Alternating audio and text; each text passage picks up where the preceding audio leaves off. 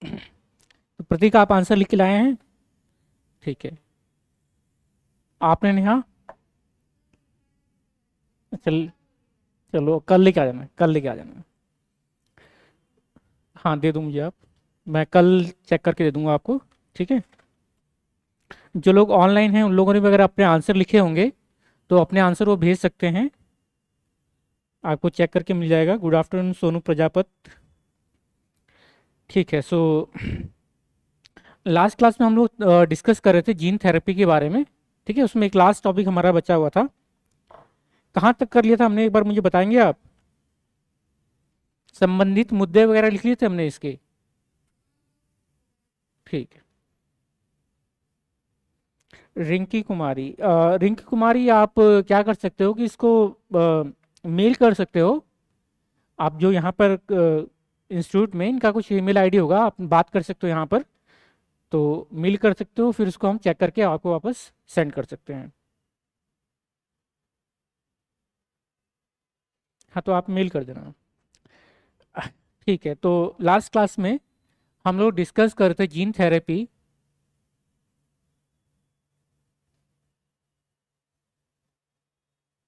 इसमें एक टॉपिक बचा था हमारा। ठीक है, आज का जो टॉपिक है, सो आज हम स्टार्ट करेंगे फॉरेंसिक बायोटेक्नोलॉजी।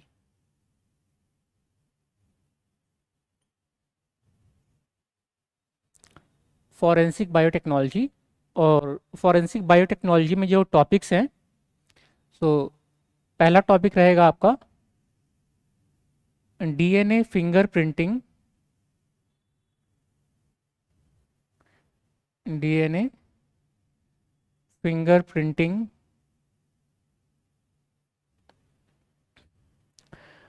इसके बाद हम लोग डिस्कस करेंगे पॉलीग्राफ टेस्ट के बारे में। फिर हम डिस्कस करेंगे आपका ब्रेन मैपिंग। और इसके बाद नार्को नार्को टेस्ट बोल देते हैं या नार्को एनालिसिस बोल देते हैं। ठीक है। सो ये सब हमारे टॉपिक्स हैं आज के। DNA fingerprinting, polygraph test, brain mapping and narco test. ठीक है, इनका हिंदी में भी सेम नाम है, इसलिए कोई इसको आप हिंदी में भी यही लिखें, कोई अलग वर्ड नहीं है इनके लिए। सो पहले हम ये डिस्कस कर लेते हैं, जीन थेरेपी में हमारा एक टॉपिक बचा था। हाँ, डाउन सिंड्रोम के बारे में। ठीक है, बता देते हैं। ठीक है सोनू, आप कह रहे हैं कि एक क्लास आंसर राइटिंग की भी करवा देना। Good afternoon. ठीक है सोनू, करा देंगे। हाँ, नेहा पूछ रही हैं कि डाउन सिंड्रोम के बारे में बता दीजिए। ठीक है, तो पहले हम बात कर लेते हैं डाउन सिंड्रोम की। आपका भी अगर पिछली क्लास से कोई मतलब if there is any doubt from previous class, आप लोग मुझसे पूछ सकते हैं। तो डाउन सिंड्रोम के बारे में बात करते हैं। नेहा, ये जो डाउन सिंड्रोम है इसके बारे में हम थोड़ा कुछ लिखा था। ये किस प्रकार का अनुवांशिक रोग है? ये क्या है? एक अनुवांशिक रोग है, जेनेटिक डिसीज। इतना तो लिखा है ना कि अनुवांशिक रोग के कैटेगरी में हमसे इसका एग्जाम्पल लिखा था। और ये क्यों होता है? ये क्रोमोसोम के नंबर के बढ़ने के कारण होता है। ठीक है, क्रोमोसोमल अबरेशन है। इसका दूसरा नाम क्या है डाउन सिंड्रोम का? ट्राइसोमी ऑफ, इसको हम और क्या कहते हैं? ट्राइसोमी। हाँ, ट्राइसोमी ऑफ क्रोमोसोम, क्रोमोसोम 21।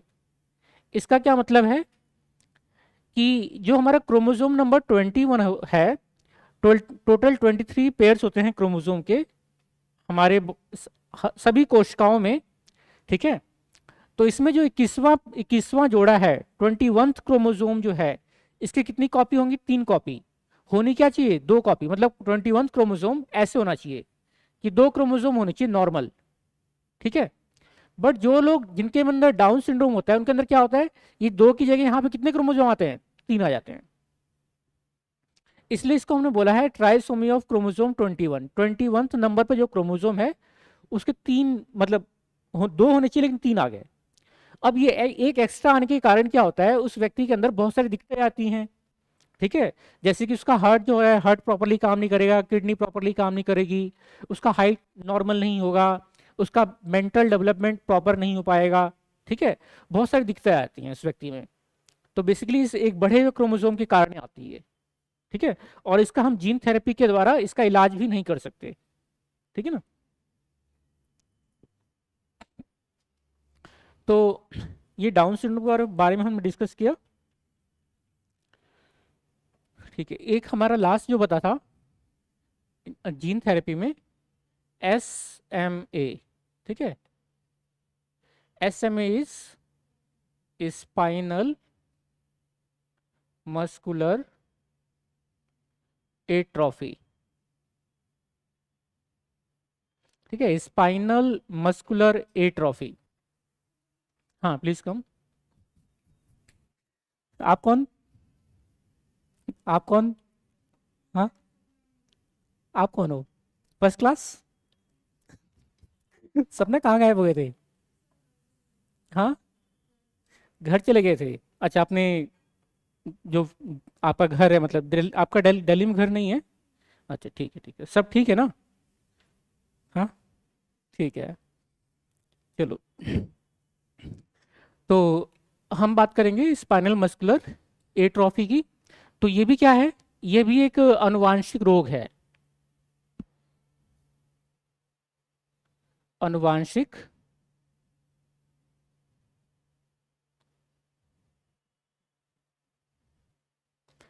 ठीक है, अनुवांशिक रोग है। तो देखो बच्चों, इसको समझते हैं पहले।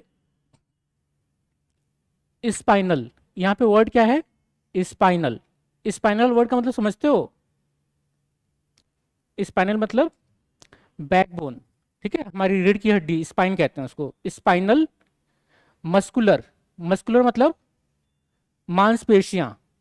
इसका मतलब हम लिख सकते हैं बैकबोन या रीढ़ की हड्डी हिंदी में बोलेंगे। और मस्कुलर मतलब हमारी मसल्स से रिलेटेड, मसल्स, मांसपेशियां। ठीक है, बॉडी में मसल्स हैं बहुत सारी। एट्रोफी मतलब, एट्रोफी होना मतलब डीग्रेड होना, डीग्रेड होना, या कह सकते हो आप सिंपल लैंग्वेज में खराब होना, खराब होना। कि जो हमारी, अच्छा पहले हम इसके बारे में जानते हैं, फिर आपको समझ में आएगा इस रोग का नाम ये क्यों पड़ा है। ठीक है, स्पाइनल मस्कुलर एट्रोफी क्यों पड़ा हुआ है।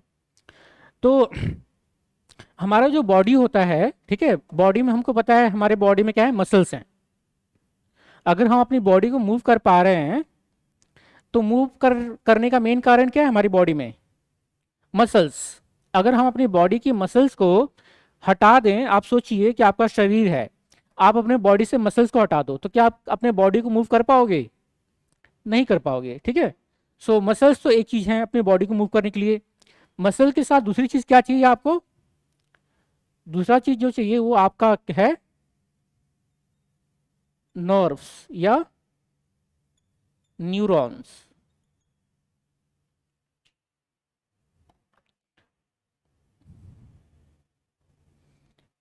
नर्वस सिस्टम या जिसे तंत्रिका तंत्र बोलते हैं, तंत्रिका तंत्र।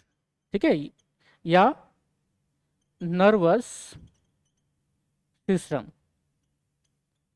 ठीक है, तंत्रिका तंत्र या नर्वस सिस्टम। तो हमारा जो ब्रेन होता है, यहाँ पे मैं एक छोटा सा डायग्राम बना रहा हूँ, रफ डायग्राम है, बनाने की जरूरत नहीं इसको। ये मानिए हमारा ब्रेन है। ठीक है, और ये जो है हमारे बैकबोन, जो रीढ़ की हड्डी से बोलते हैं, उसके बीच में एकदम एक स्पाइनल कॉर्ड होती है। इसको बोलते हैं स्पाइनल कॉर्ड। रीढ़ की हड्डियों के बीच में होती है वो। ठीक है, और इससे क्या होती है, बहुत सारी न्यूरॉन्स या नर्व्स निकल के हमारी बॉडी के डिफरेंट पार्ट में जाते हैं। ठीक है, हमारे दिल में जाएगा, हमारे मतलब लंग्स में जाएगा, लीवर में, किडनी में, हमारे पैरों में, हमारे हाथों में, आंखों में, हर जगह। कुछ ब्रेन से भी निकलती हैं, कुछ स्पाइनल कॉर्ड से भी निकलती हैं। ठीक है, इस तरह की, इनको बोलते हैं नर्व्स। ठीक है, इन्हीं को बोलते हैं नर्व्स या न्यूरॉन्स बोल दो, ठीक है ना।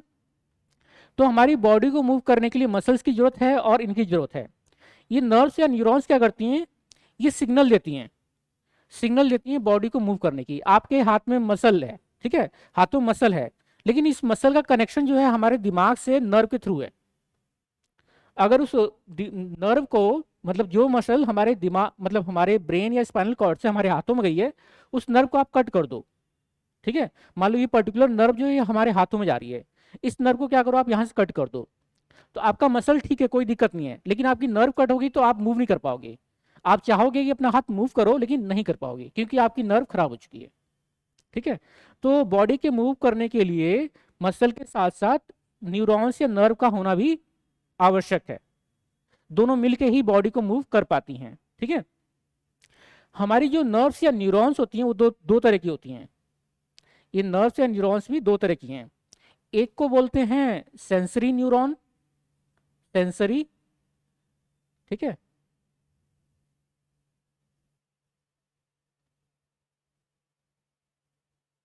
सेंसरी, और दूसरे को बोलते हैं मोटर न्यूरॉन। जो हमारी न्यूरॉन्स होती हैं, नर्व्स होती हैं, दो तरह की होती हैं, सेंसरी या संवेदी न्यूरॉन, या और दूसरी क्या है, मोटर न्यूरॉन, ठीक है। तो इनको समझ लो पहले, इनका क्या मतलब होता है।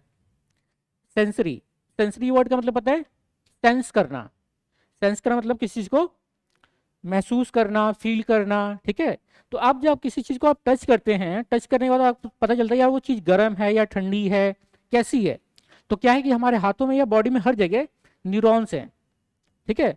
तो ऐसी न्यूरॉन जो हमको ये पता करने में मदद करती हैं चीजें ठंडी हैं, गर्म है, कैसी हैं। तो वो क्या करती है न्यूरॉन, वो हमने टच किया, वो जो इंफॉर्मेशन है, इंफॉर्मेशन उसने हमारे ब्रेन तक पहुंचाया, उस न्यूरॉन को बोलेंगे सेंसरी न्यूरॉन, ठीक है।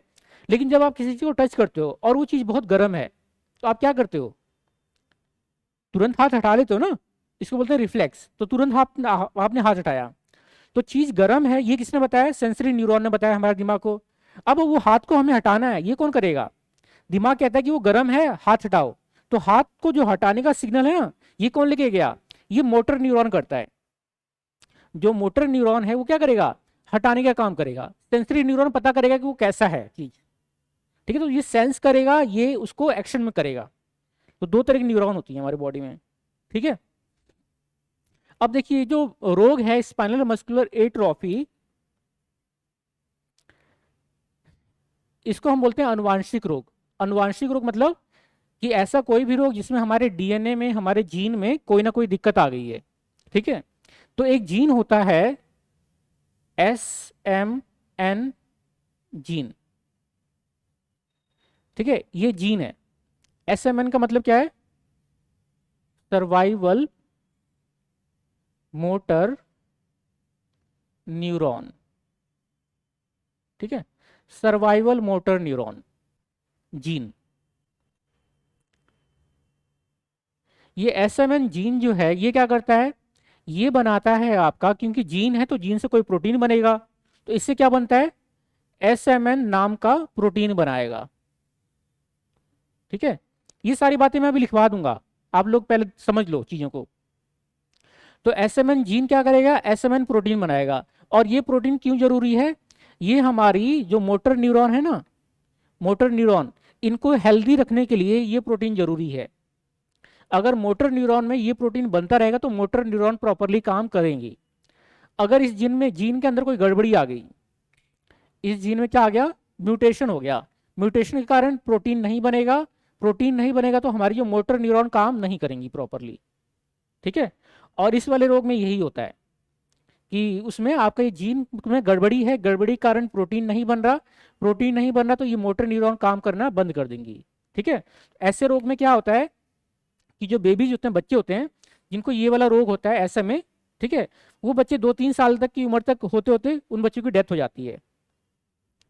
2-3 साल तक की उम्र तक बच्चे की डेथ हो जाएगी। क्यों, क्योंकि बच्चे की जो मोटर न्यूरॉन क्या है, काम नहीं कर रही, ठीक है। तो बच्चा अपनी बॉडी को मूव नहीं कर पाएगा, क्योंकि हम जो भी मूवमेंट कर रहे हैं अपनी बॉडी में, तो इसी कारण है, मोटर न्यूरॉन कारण, ठीक है। तो बच्चा अपना बॉडी मूव नहीं कर पाएगा, और हमारा जो सांस आ जा रही ना, जो ब्रीथिंग हो रही है, तो हमारे जो ब्रीथिंग ट्यूब है या जिसको हम ट्रैकिया बोलते हैं, ट्रैकिया में भी क्या है, मसल्स हैं, वो मसल्स भी ऐसे मतलब रिलैक्स हो रही हैं, कॉन्ट्रैक्ट हो रही हैं, ठीक है। तो मसल्स हैं तो उनके अंदर भी ये न्यूरॉन है, तो फिर वो बच्चे क्या हो, ब्रीथिंग, न्यूरॉन खराब हो गई, वो ब्रीथिंग भी नहीं हो पाएगी प्रॉपरली, तो 2-3 साल की उम्र तक बच्चा उसका डेथ हो जाता है, ठीक है। तो ये SMA रोग है। अब इस रोग के बारे में हम डिस्कस क्यों कर रहे हैं, मैंने उस दिन बताया था, इसका आपने यूट्यूब पे बहुत मतलब वीडियो देखा होगा कि उसमें सोनू सूद और कुछ और लोग हैं जो क्या करते हैं, एडवर्टाइज करते हैं कि एक बच्ची है जिसको ये रोग है, ठीक है। बहुत सारे लोगों को पता है, लेकिन उस बच्चे के बारे में वो लोग एडवर्टाइज करें कि उसको आपको प्लीज डोनेट करो पैसा ताकि उसका ट्रीटमेंट हो पाए, ठीक है। अब इस रोग के ट्रीटमेंट के लिए क्या चाहिए, इस रोग के ट्रीटमेंट के लिए एक जीन थेरेपी बनी है। इस रोग को ट्रीट करने के लिए, इसका इलाज करने के लिए एक जीन थेरेपी है, और जीन थेरेपी का नाम क्या है, इसका नाम है जोल जेंस्मा, ठीक है। ये इस जीन थेरेपी का नाम है,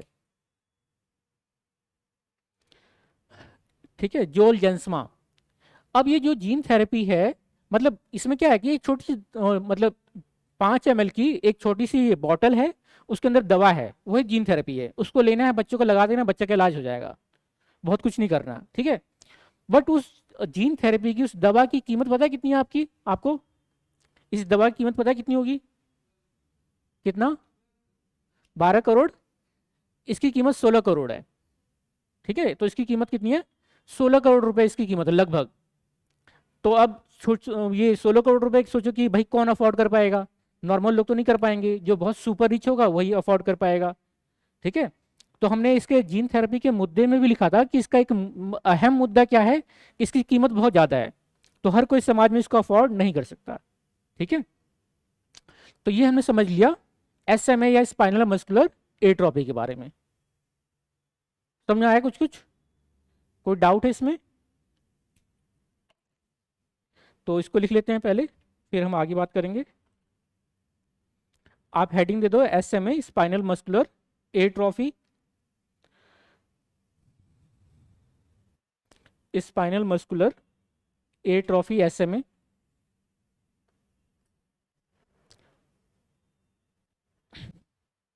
ठीक है, लिखना स्टार्ट करिए।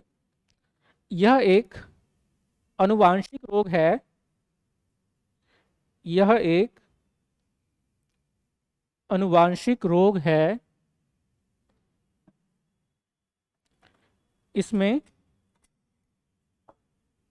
इसमें SMN1, इसमें SMN1 जीन, ठीक है, SMN1 जीन, इसका फुल फॉर्म भी लिख लेना आप, सर्वाइवल मोटर न्यूरॉन। इसमें SMN1 gene, survival motor neuron gene में,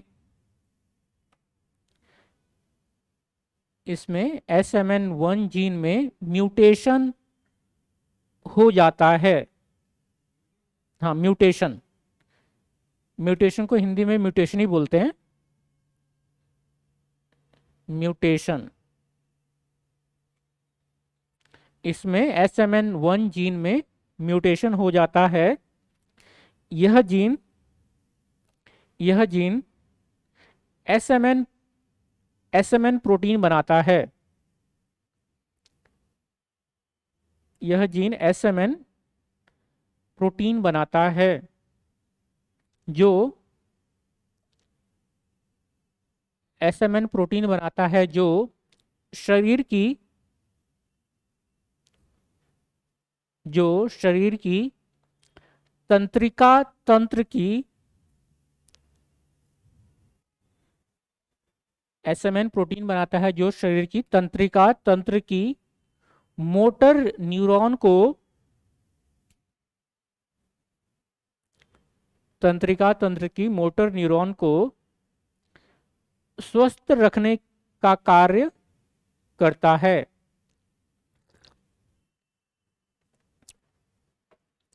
मोटर न्यूरॉन को स्वस्थ रखने का कार्य करता है। SMA रोग से ग्रसित बच्चे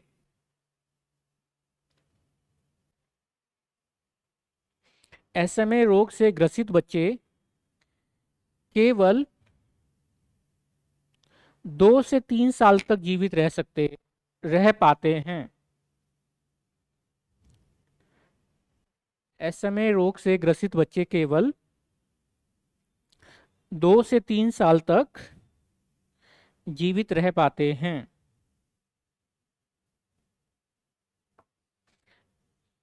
इस रोग के इलाज के लिए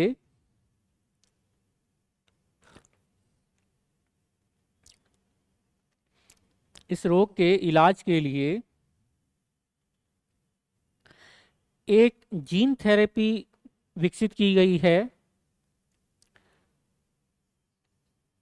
इस रोग के इलाज के लिए एक जीन थेरेपी विकसित की गई है जिसका नाम जोलजेंस्मा है।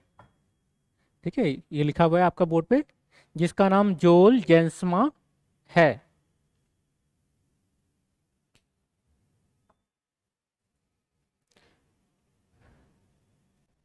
इस जीन थेरेपी की कीमत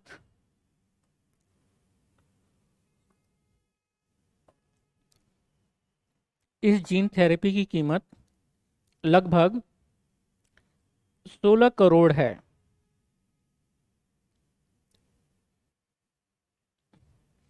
इस जीन थेरेपी की कीमत लगभग 16 करोड़ है। ठीक है, तो ये हमारा SMA हो गया कंप्लीट।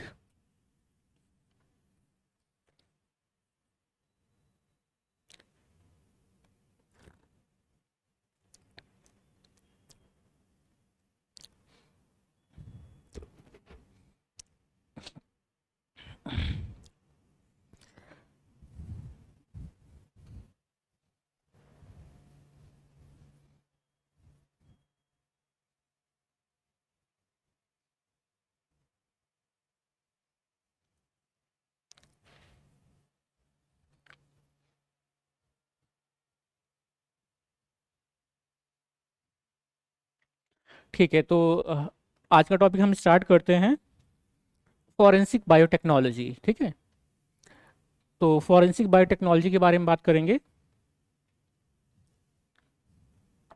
फॉरेंसिक जो वर्ड है, इसका एग्जैक्ट कोई हिंदी वर्ड नहीं है। इसको हम कह सकते हैं न्याय संबंधी।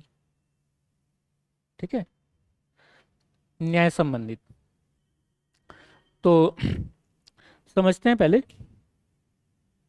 फॉरेंसिक बायोटेक्नोलॉजी में हम क्या करते हैं। आपने फॉरेंसिक साइंस सुना होगा, ठीक है, या फॉरेंसिक एक्सपर्ट सुना होगा। कई बार आपने मतलब मूवी देखी होगी या सीरियल देखा होगा, CID जैसा। ठीक है, तो इस तरह के सीरियल में दिखाया जाता है कि फॉरेंसिक कहीं कुछ क्राइम हुआ, वहाँ फॉरेंसिक एक्सपर्ट को बुलाया जाता है। ठीक है, और फॉरेंसिक एक्सपर्ट वहाँ पे क्या करता है, एविडेंस कलेक्ट करता है। ठीक है, सबूत वगैरह को। तो जब हम क्या करें, विज्ञान की कुछ तकनीकों का प्रयोग करके, ठीक है, न्याय की जो प्रक्रिया होती है, जो केसेस होते हैं कोर्ट वगैरह में, उनको सॉल्व करने में जब हम मतलब उनका उपयोग करते हैं विज्ञान की तकनीकों को, इसी को हम फॉरेंसिक साइंस कह देते हैं। ठीक है, फॉरेंसिक विज्ञान। सर फर्स्ट 5 मिनट क्या करवाए थे, रिपीट कर दीजिए। किरण, फर्स्ट 5 मिनट मैंने बहुत कुछ स्पेसिफिकली नहीं करवाया था। ठीक है, फर्स्ट 5 मिनट मैंने बच्चे का डाउट क्लियर किया था और कुछ नहीं करवाया था। ठीक है, उनका डाउट था कि डाउन सिंड्रोम क्या है, उस पर हमने बात की थी। तो फॉरेंसिक बायोटेक्नोलॉजी जो पहला टॉपिक है वो हमारा DNA फिंगरप्रिंटिंग है। ठीक है, सो हम लोग स्टार्ट करेंगे।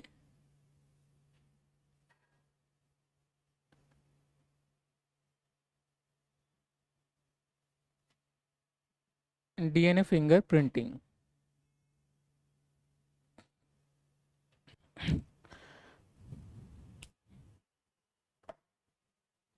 तो समझते हैं पहले DNA फिंगरप्रिंटिंग क्या है, इसको कैसे करते हैं।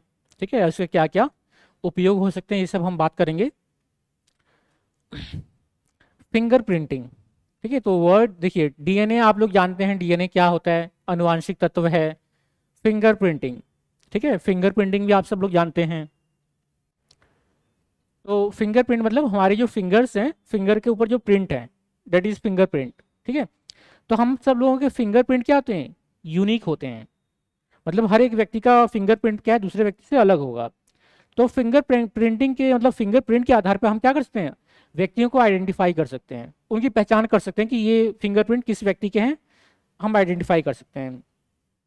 वैसे ही हमारा जो डीएनए है, हमारा हम सबका जो डीएनए है, हम कहते हैं कि हमारा डीएनए जो है सब लोगों का, जितने भी मनुष्य हैं इस पृथ्वी पे, सबका डीएनए लगभग 99% क्या है, सिमिलर है। ठीक है, बट 1% क्या है, सबका अलग अलग है। तो हम सबके डीएनए में कुछ ऐसे मतलब रीजन हैं, पार्ट्स हैं डीएनए में, कुछ ऐसे भाग हैं जो हम सबके अंदर यूनिक हैं। ठीक है, वो हमारे अंदर एकदम यूनिक हैं, बट हमारा वाला जो यूनिकनेस है वो कहीं ना कहीं हमारे पेरेंट्स से, माता पिता से मिलता है, हमारे भाई बहन से मिलता है। तो उनसे मिलता भी, लेकिन हमें भी कुछ ना कुछ उनसे अलग भी है। ठीक है, तो हम सबका डीएनए क्या है, थोड़ा थोड़ा यूनिक है। तो उस यूनिकनेस के आधार पर हम क्या कर सकते हैं, व्यक्ति को आइडेंटिफाई कर सकते हैं कि अगर हमको डीएनए मिला तो उस डीएनए में हम देखेंगे कि वो जो यूनिक पार्ट है, ठीक है, वो पार्ट को हम पहले जांच करेंगे वो पार्ट कहाँ पर है। फिर हमको लगता है भाई ये वाला डीएनए इस व्यक्ति का है, तो हम उस व्यक्ति का डीएनए लेके उसके जांच करेंगे उसका यूनिक पार्ट कहाँ पर है, दोनों के मैच कर लेंगे। ठीक है, तो डीएनए फिंगरप्रिंटिंग क्या है, एक तकनीक है जिसके द्वारा हम डीएनए के यूनिक पार्ट के आधार पर व्यक्ति की पहचान कर पाते हैं। ठीक है, इसको समझने के लिए हम एक एग्जाम्पल लेते हैं।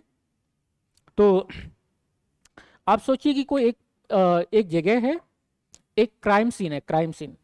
ठीक है, क्राइम सीन मतलब जहां पे कोई किसी का कुछ कुछ क्राइम हुआ है, मर्डर हुआ है, कुछ भी हुआ है। ठीक है, इस तरह का सीन। तो उस एक क्राइम सीन है, वहां पे किसी व्यक्ति की क्या है, डेड बॉडी पड़ी है। पुलिस जाती है, देखती है कि यहाँ पर क्या है, डेड बॉडी है। और वहां पे डेड बॉडी के साथ साथ क्राइम सीन पे क्या मिलता है पुलिस को, कुछ ब्लड के स्पॉट्स मिलते हैं। ठीक है, ब्लड के कुछ स्पॉट्स मिलते हैं, मतलब धब्बे मिलते हैं खून के। और वो खून के धब्बे उस व्यक्ति के नहीं होते जिसकी डेड बॉडी है। ठीक है, तो आप बताओ कि मोस्ट प्रोबेबली ये खून के धब्बे किसके हो सकते हैं, जिसने मर्डर किया हो। ठीक है ना, तो पहला पहला हम क्या मानेंगे कि भाई ये खून के धब्बे उस व्यक्ति के हो सकते हैं जिस व्यक्ति ने मर्डर किया हो। ठीक है, तो पुलिस क्या करेगी, फॉरेंसिक एक्सपर्ट को बुलाएगी। फॉरेंसिक एक्सपर्ट क्या करेंगे, वो ब्लड के सैंपल कलेक्ट कर लेंगे। ठीक है, फिर पुलिस उस केस की जांच करेगी। और जांच पड़ताल के बाद पुलिस ने क्या किया, पुलिस को मतलब 3 लोगों पे शक हुआ। ठीक है, पुलिस को 3 लोगों पर शक हुआ। हमने लिखा सस्पेक्ट 1, सस्पेक्ट 2 और सस्पेक्ट 3। ठीक है, एस मतलब सस्पेक्ट, सस्पेक्ट मतलब जिस व्यक्ति पे हमने शक जा रहा है। ठीक है, और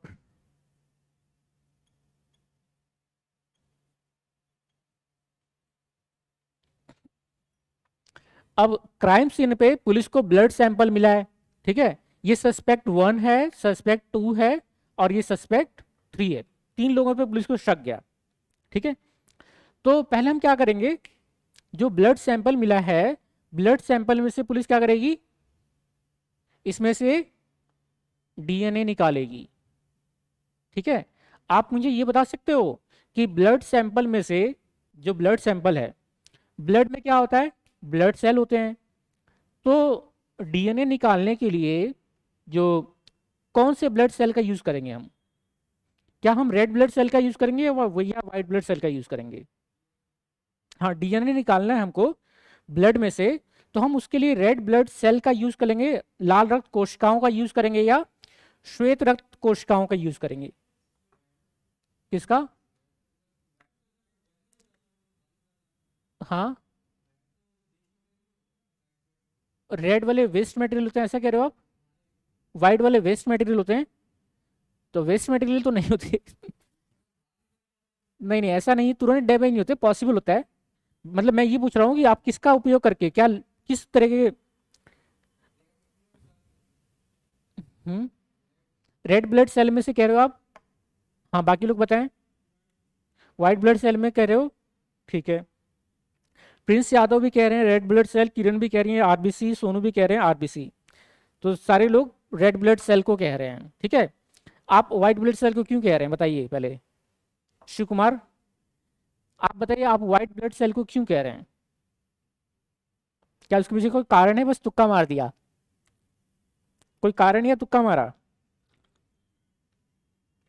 हम्म, किसमें? हाँ, किसमें नहीं तो न्यूक्लियस?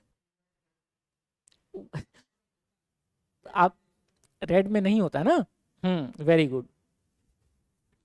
तो भाई मैंने पहले ही बता रखा है आप सब लोगों को, जो हमारे रेड ब्लड सेल होते हैं उनमें न्यूक्लियस नहीं होता। आरबीसी जो होता है ना, आरबीसी ऐसा होता है, एक खाली पैकेट की तरह। जबकि हमारा जो डब्ल्यूबीसी होता है उसमें प्रॉपरली न्यूक्लियस होता है। इसमें न्यूक्लियस ही नहीं तो डीएनए कहाँ से निकालोगे? आरबीसी में न्यूक्लियस ही नहीं तो डीएनए कहाँ से निकाल लोगे? जो हमारा डब्ल्यूबीसी उसमें न्यूक्लियस है, उसमें डीएनए है। ये क्या है? श्वेत रक्त कोशिका, डब्ल्यूबीसी, इसमें से निकलेगा डीएनए। आरबीसी में से नहीं निकलेगा। ठीक है प्रतीक? तो आरबीसी में न्यूक्लियस ही नहीं है तो डीएनए कहाँ से निकलेगा? ठीक है। और कोई मरता नहीं है, ऐसा नहीं है कि मतलब बाहर से निकला तो मर गया, ऐसे तुरंत नहीं मरता। ठीक है। क्या चीज?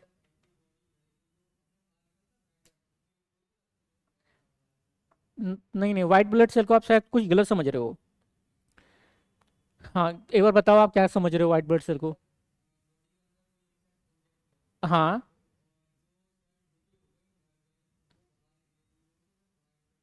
नहीं नहीं नहीं, व्हाइट ब्लड सेल ना हमारे बॉडी के नॉर्मल सेल हैं जो ब्लड में रहते हैं। ठीक है।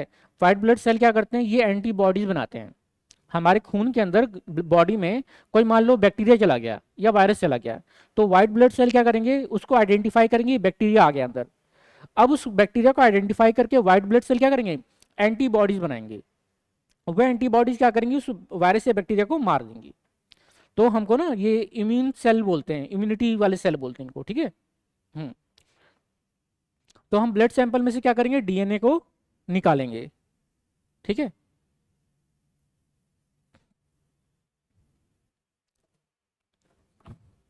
तो हमने क्या किया, यहां से भी डीएनए ले लिया। ठीक है।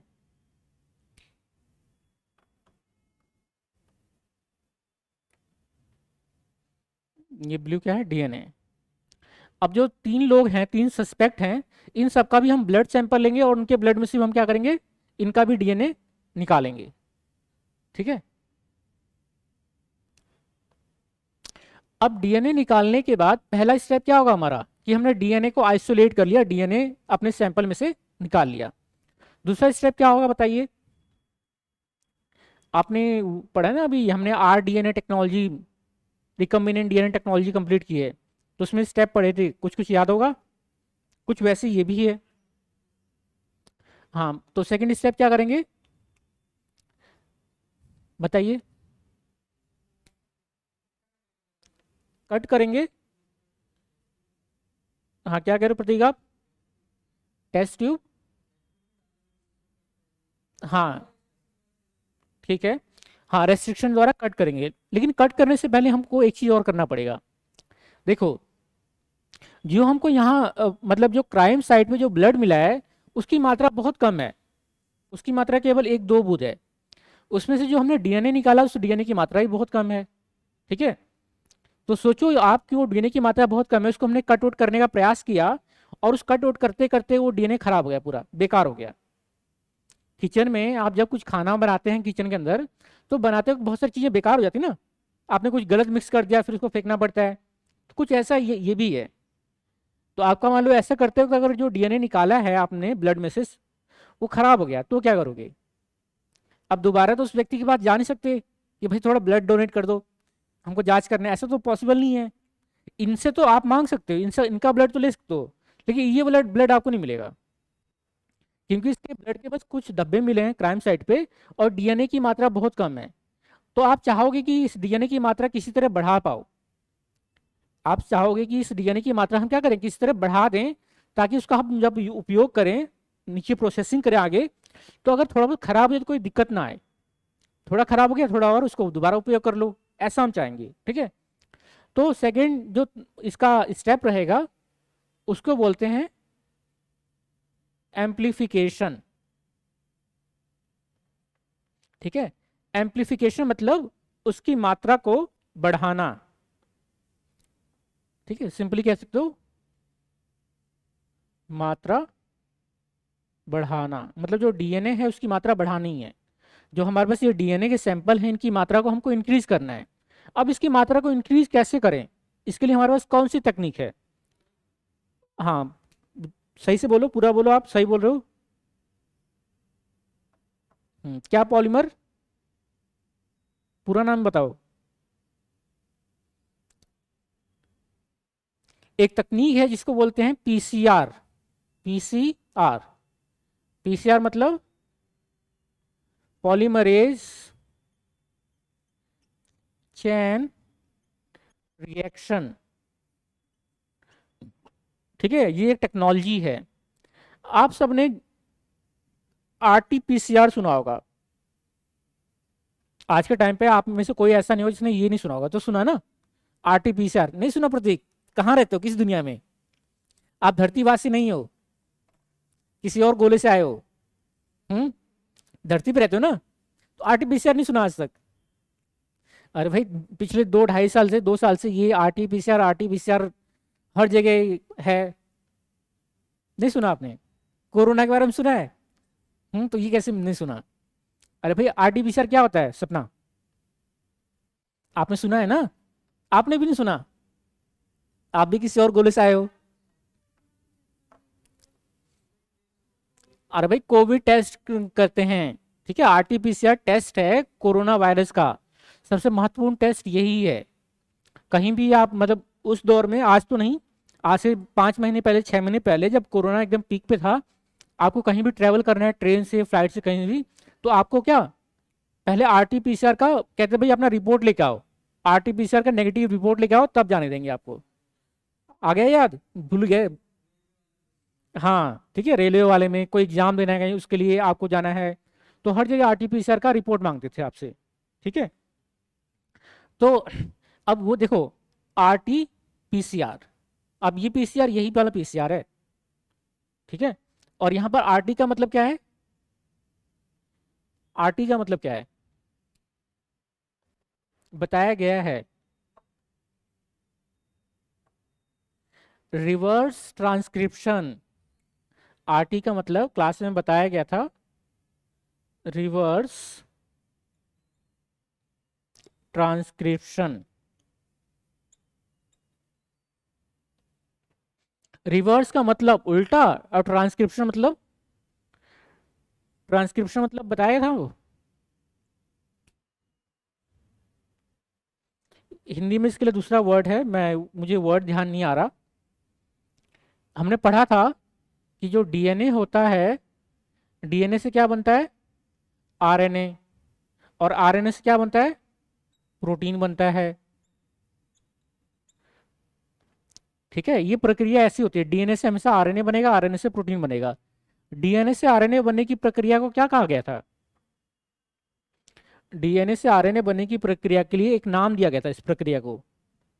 इसको इंग्लिश में बोला जाता है ट्रांसक्रिप्शन। इसी प्रक्रिया क्या बोला जाता है? ट्रांसक्रिप्शन। हिंदी में क्या बोला जाता है शिव? हम्म, पुनर्, समझ में आ रहा है आपको तो बताओ मुझे, थोड़ा तेज बोलो। पुनरुक्त, हाँ कुछ ऐसे ही बोलते हैं बिल्कुल, थोड़ा। पुनरुद्वीवन, ये नहीं है, कुछ ऐसी वर्ड है, ठीक है। तो आप हाँ पूर्ण स्थापन, रिंकी कुमारी कह रही है पूर्ण स्थापन, हाँ पुनर्स्थापन, ठीक है। तो ट्रांसक्रिप्शन या पुनर्स्थापन बोलते हैं इसको हिंदी में। तो जब हमारा आरएनए से वापस डीएनए बनाना है, तो इस प्रक्रिया को हम क्या बोलते हैं? Reverse transcription. ट्रांसक्रिप्शन मतलब डीएनए से आरएनए बनाओ, लेकिन आरएनए से वापस आपको डीएनए बनाना है, इसको बोलते हैं रिवर्स ट्रांसक्रिप्शन, ठीक है। तो आरटीपीसीआर में जो हमारा पीसीआर है, पीसीआर समझते हैं हमको, यहाँ पे क्या समझना है? पीसीआर या पॉलीमरेज चेन रिएक्शन समझना है।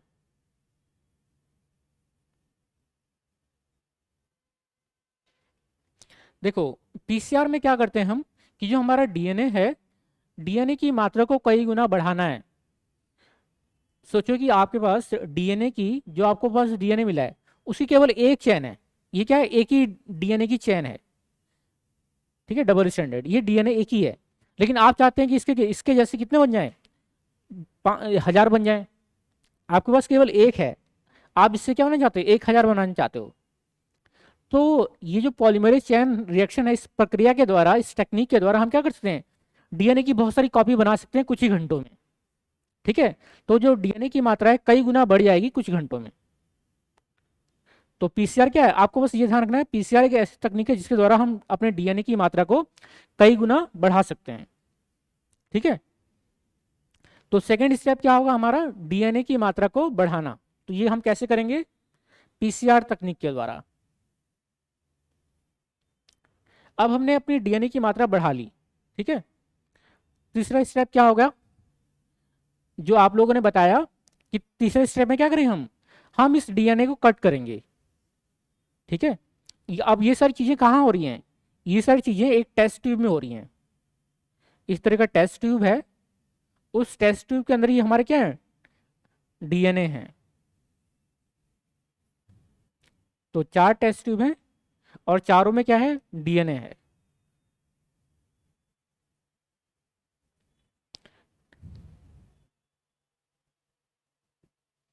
तीसरा स्टेप जो होगा उसको बोलेंगे फ्रेगमेंटेशन, या हिंदी में बोलेंगे इसको खंडन। ठीक है, खंडन मतलब डीएनए को फ्रेगमेंट करना, तोड़ना। तो डीएनए को काटने के लिए, फ्रेगमेंट करने के लिए हम कौन सा एंजाइम का यूज कर रहे थे, कौन सा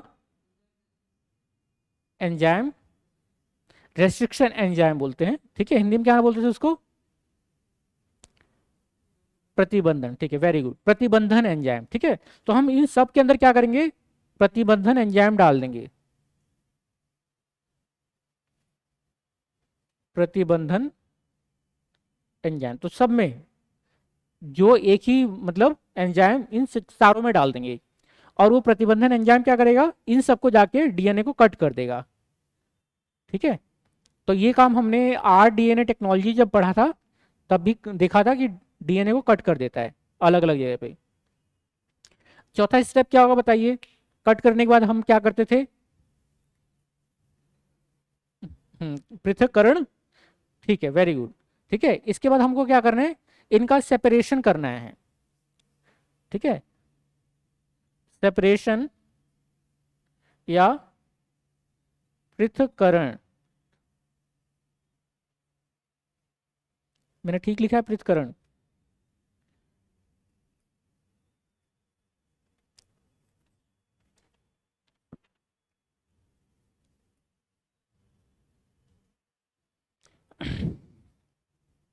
ठीक है, तो डीएनए के जो फ्रेगमेंट्स हमारे हुए हैं, टुकड़े हुए हैं टेस्ट ट्यूब में, इन टुकड़ों को हमको अब अलग करना है।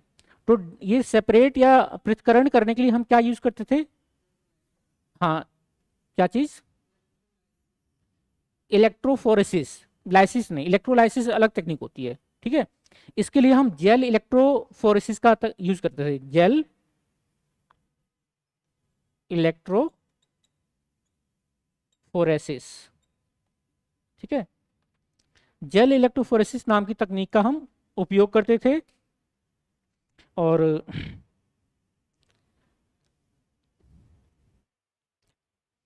तो जेल इलेक्ट्रोफोरेसिस में हम क्या करते थे कि हमारे जो डीएनए है इन सबको हम इस तरह का, या इसको मैं यहां बना देता हूं, इस तरह का हमारा एक जेल होता था।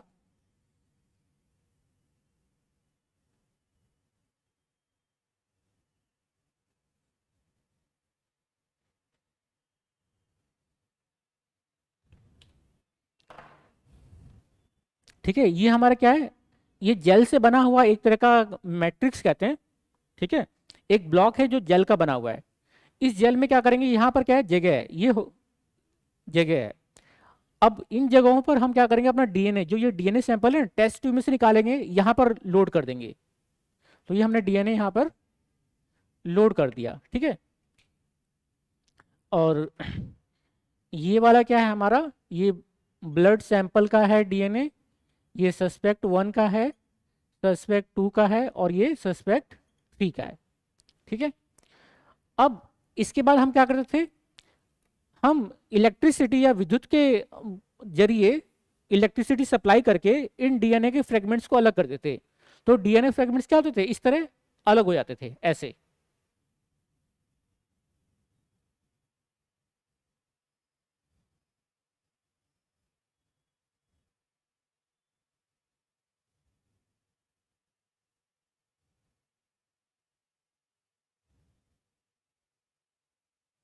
ठीक है, तो अब ये जो डीएनए फ्रेगमेंट्स हमारे अलग हुए हैं, इनको फिर हमें क्या करना पड़ता था, इसी डीएनए फ्रेगमेंट्स को हमको ऐसे दिख रहे हैं, जेल में हमको ऐसे नजर नहीं आते, इनको क्या करना पड़ता ना, जेल में अलग तो हो गए, लेकिन इनको ऐसे देखने के लिए हमको नायलॉन शीट के ऊपर, नायलॉन एक शीट होती है, नायलॉन जैसे हमारा पेपर का मतलब इस पेज है ना पेपर का, उसी तरह नायलॉन की शीट आती है।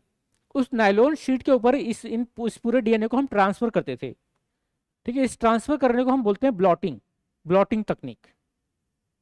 और ट्रांसफर करने के बाद हम क्या करते थे, अपने जो डीएनए है, अब यहां पर क्या है, डीएनए के ना ये जो जितने भी हमारे सेपरेट हुए फ्रेगमेंट हैं, इन सब के अंदर डीएनए के 2 स्ट्रैंड हैं। इस तरह डीएनए के क्या है, 2 स्ट्रैंड है, क्योंकि जो डीएनए होता है हमारा उसमें डबल स्ट्रैंड होते हैं ना, हमने पढ़ा था कि डीएनए क्या होता है, डबल स्ट्रैंडेड मॉलिक्यूल होता है, 2 स्ट्रैंड, और आरएनए क्या होता है, सिंगल स्ट्रैंड होता है, ये हमने पढ़ा था। ठीक है, तो ये सारे क्या है, डबल स्ट्रैंडेड डीएनए है सबके अंदर। तो हम नायलॉन में पहले ट्रांसफर करते हैं और इसमें कुछ इस तरह का केमिकल डालते हैं, जिसके कारण क्या होता है, ये सारे डीएनए जो होते हैं इनके स्ट्रैंड टूट जाते हैं, अलग अलग हो जाते हैं। ठीक है, सारे क्या बन जाते हैं, फिर सिंगल स्ट्रैंडर बन जाते हैं। उसके बाद हम क्या करते हैं कि हमने आर्टिफिशियली मतलब लैब में इस तरह का डीएनए बना रखा है, और वो डीएनए क्या है, उस डीएनए के अंदर हमने जो केमिकल यूज किया है वो रेडियो एक्टिव है। रेडियो एक्टिव मतलब कि वो अपने आप इस तरह की किरणें रिलीज करेगा, कुछ रेज रिलीज करेगा। ठीक है, तो इनको सिंगल स्ट्रैंड बनाने के बाद हम क्या करते हैं, जो हमारा लैब में बनाया हुआ डीएनए वो इसमें ऐड कर देते हैं। तो जो लैब में बनाया हुआ डीएनए जाके क्या करेगा, इनके ऊपर इस तरह स्टिक कर जाएगा। ठीक है, सबके ऊपर।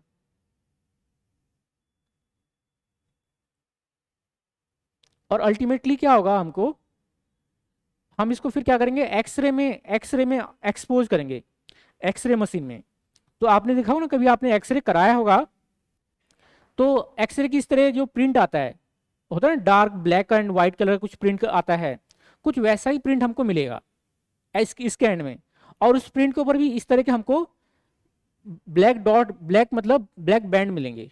जो हमको फाइनली प्रिंट मिलेगा उसके ऊपर भी इस तरह क्या होंगे, ये बैंड होंगे इस तरह के। इन बैंड्स को ही मतलब जो हमको फाइनली मिल गया, इसी को हम बोलते हैं डीएनए फिंगरप्रिंट। अब ये सारा क्या है, ये यही डीएनए फिंगरप्रिंट है। ये हमारा सैंपल का, ये पहले सस्पेक्ट 1 का, सस्पेक्ट 2 का, सस्पेक्ट 3 का। अब इसको देख के आप बता सकते हो कि ये जो सैंपल है, मतलब जो हमको ब्लड सैंपल मिला है वहां पे क्राइम साइट पर, वो किसका डीएनए है, आप बता सकते हो इसको देख के, बताओ मुझे। ये जो डीएनए है, ये फिंगरप्रिंट किस व्यक्ति का है, 1 का है, 2 का है, 3 का है, सस्पेक्ट 1 2 3 में से कौन जो है जिसने क्राइम किया है, इसको देख के बताना है आपको, बताओ।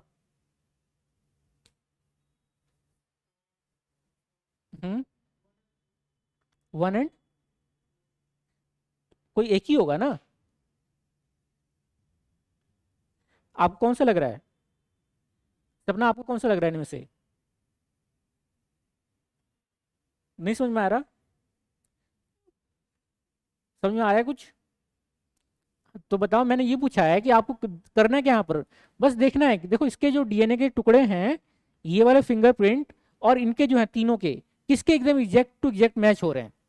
किसी के मैच हो तो दिख रहे हैं आपको, इसका दिख रहा है ना मैच होता हुआ, दिख रहा है ना। अगर इसको हम देखें कंपेयर करें तो भाई इसका चलो ये मैच हो गया, ये मैच हो गया, ठीक है। इसका देखा जाए तो इससे मैच नहीं हुआ, इससे हो गया। इसका देखा जाए तो ये हो गया लगभग, ठीक है।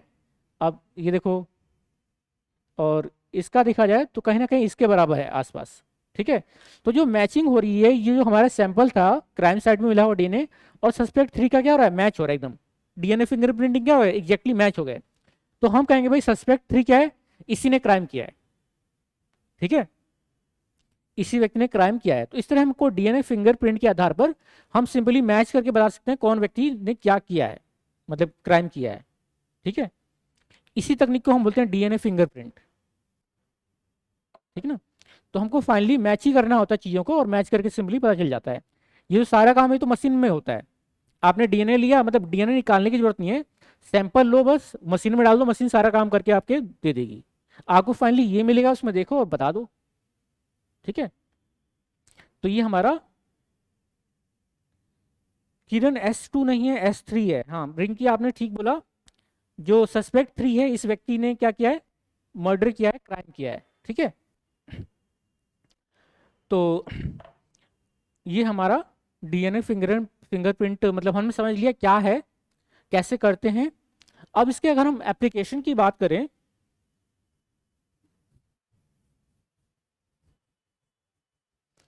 इसके एप्लीकेशन या अनुप्रयोग की बात करें,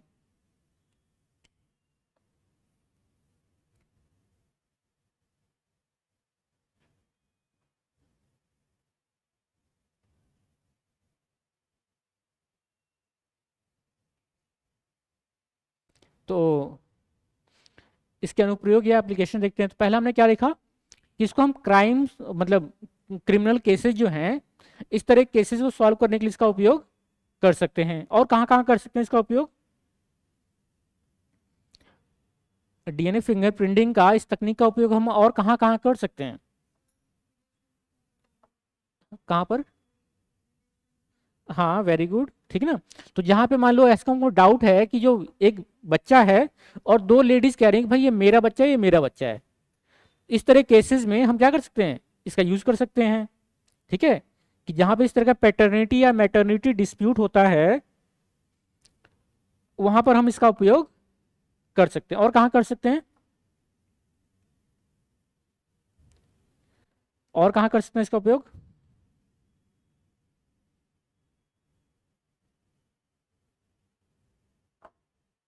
बताइए।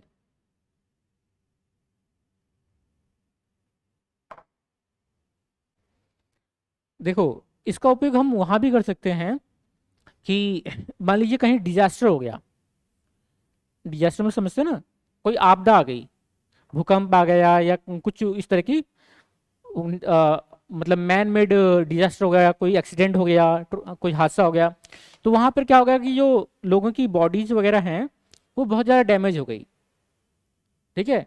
और वहां पे आप आइडेंटिफाई नहीं कर पाओगे भाई कौन सा व्यक्ति कौन है, या कौन व्यक्ति किसका रिलेटिव है, ऐसे हम आइडेंटिफिकेशन नहीं कर पा रहे। तो उसमें भी क्या कर सकते हैं, हम ये यूज कर सकते हैं कि जो लोग क्लेम कर रहे हैं कि भाई हमारा कोई रिलेटिव इसमें था, तो हम क्या कर सकते हैं, वो जो व्यक्ति जो क्लेम कर रहा है उसका डीएनए लेके और जो डेड बॉडी है उसका डीएनए लेके मैच कर सकते हैं, और हम पता लगा सकते हैं वो डेड बॉडी किसका है, ठीक है। इसमें यूज कर सकते हैं।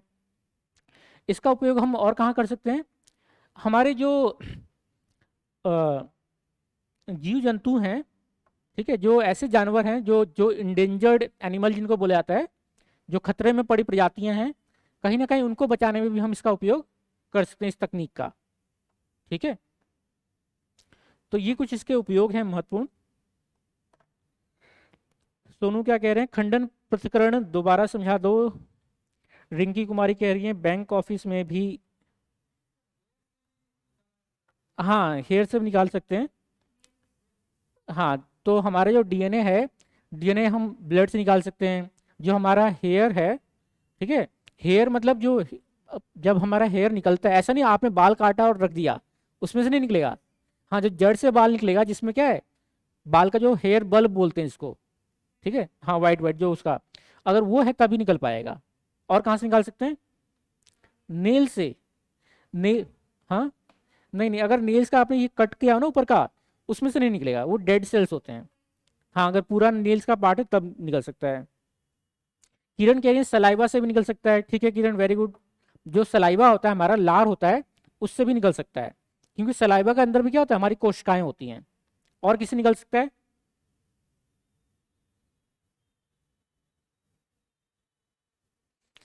रिंकी कुमारी क्या कह रही हो आप,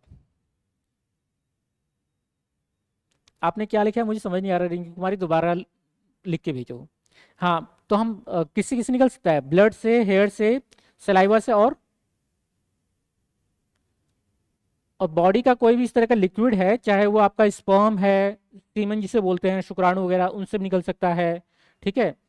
और मतलब कोई भी इस तरह का बॉडी का पार्ट है, बॉडी इवन आपका जब जो हमारा स्किन है ना, स्किन के जो सेल्स हैं उनसे भी निकल सकता है। ठीक है।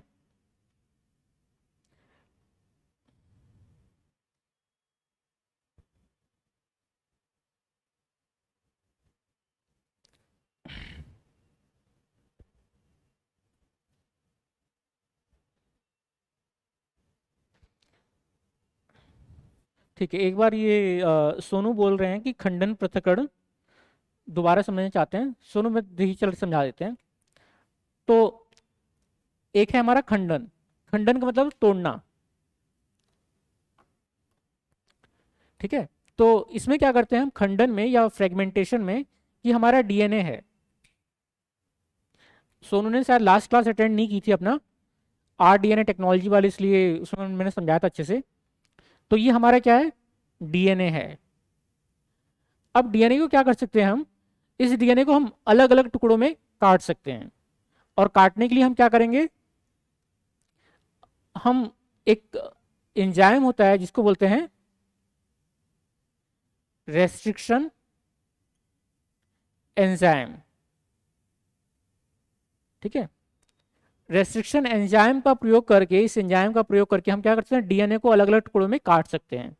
इसी को हम बोलते हैं डीएनए फ्रेगमेंटेशन या डीएनए का खंडन करना। लेकिन जो हमने ये फ्रेगमेंटेशन या खंडन किया है, अब ये जो सब हमारा जो खंडन की प्रक्रिया है वो एक टेस्ट ट्यूब के अंदर हो रही थी। ये टेस्ट ट्यूब है। इस टेस्ट ट्यूब में हमारा डीएनए पड़ा हुआ है। ठीक है।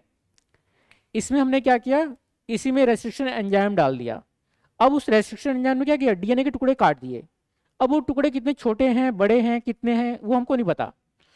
तो ये जानने के लिए कि टुकड़े कितने हैं, कैसे हैं, उनको हमको क्या करना पड़ेगा? टुकड़ों को अलग करना पड़ेगा। और अलग करने के लिए हम ये जेल इलेक्ट्रोफोरेसिस नाम की तकनीक का उपयोग करते हैं। ठीक है।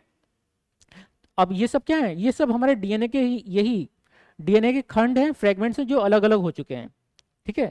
और इसके अंदर हम इलेक्ट्रिसिटी का उपयोग करके डीएनए के खंडों को अलग करते हैं।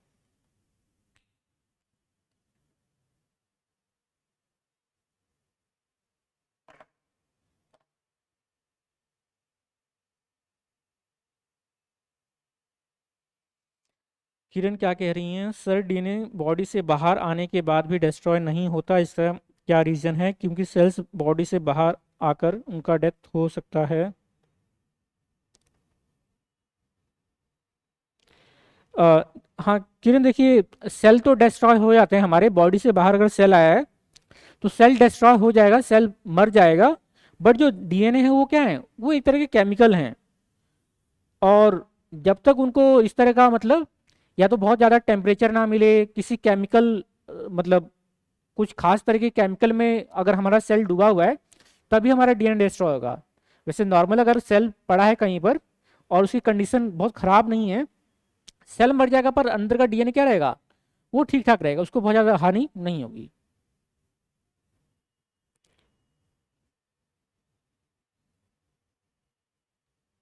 हाँ सोनू, आप ठीक कह रहे हो। किरण, पीसीआर थोड़ा फिर से समझा दीजिए। ठीक है किरण, पीसीआर मैं दोबारा एक बार समझा देता हूँ आपको।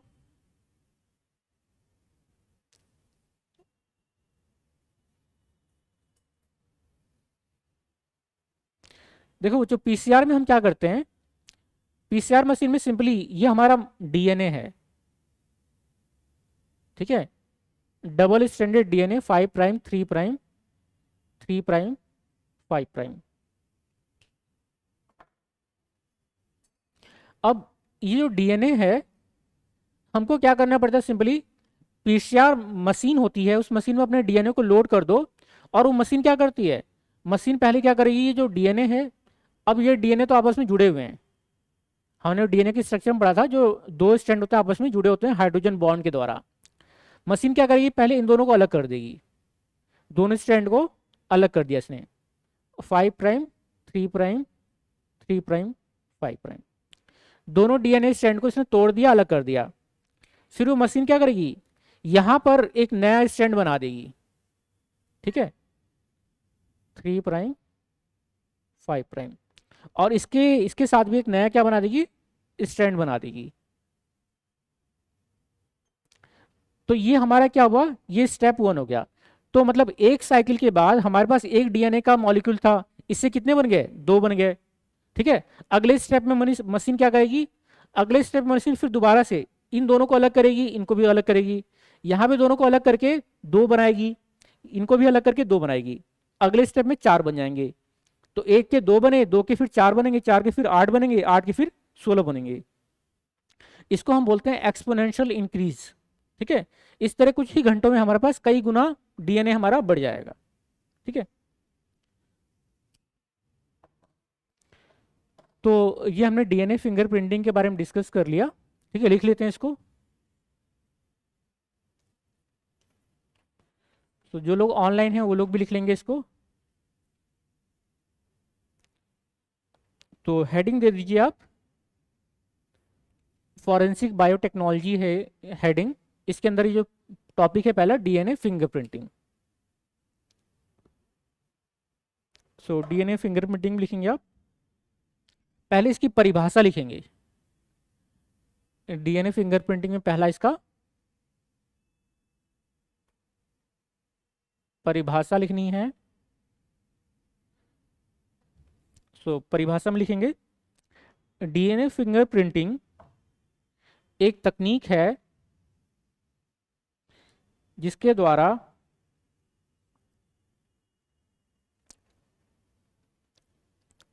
डीएनए फिंगरप्रिंटिंग एक तकनीक है जिसके द्वारा किसी व्यक्ति या जीव के जिसके द्वारा किसी व्यक्ति या जीव के आनुवांशिक पदार्थ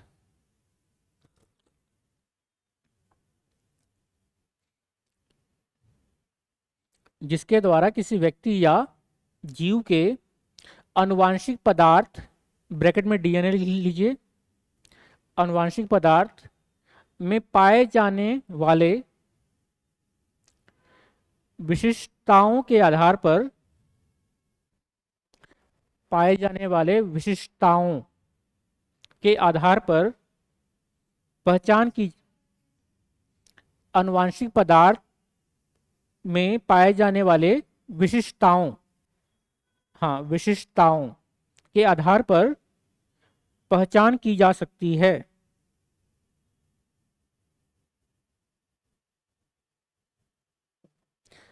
विशिष्टताओं के आधार पर पहचान की जा सकती है।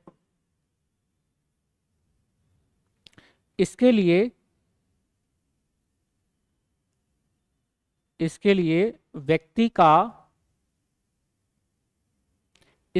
व्यक्ति के रक्त, लार, त्वचा, बाल, इसके लिए व्यक्ति के रक्त, लार, त्वचा, बाल, शुक्राणु आदि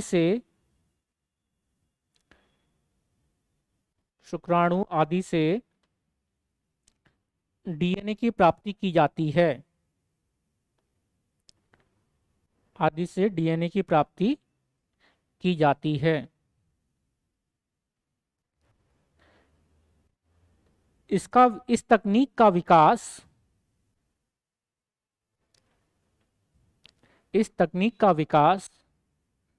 ब्रिटेन के वैज्ञानिक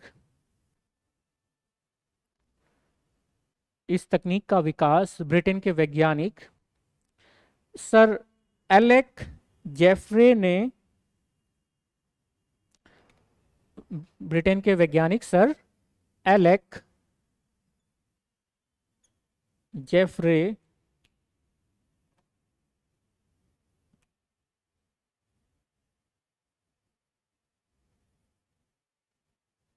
सर एलेक जेफरे ने 1984 में की थी।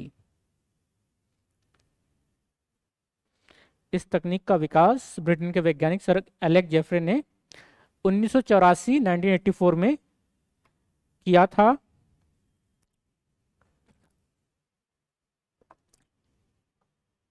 सो ये तो परिभाषा में लिखा आपने।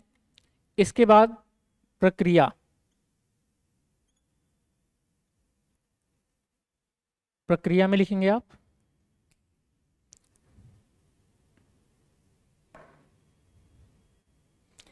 प्रक्रिया में लिखेंगे डीएनए फिंगरप्रिंटिंग के, डीएनए फिंगरप्रिंटिंग के निम्नलिखित चरण होते हैं।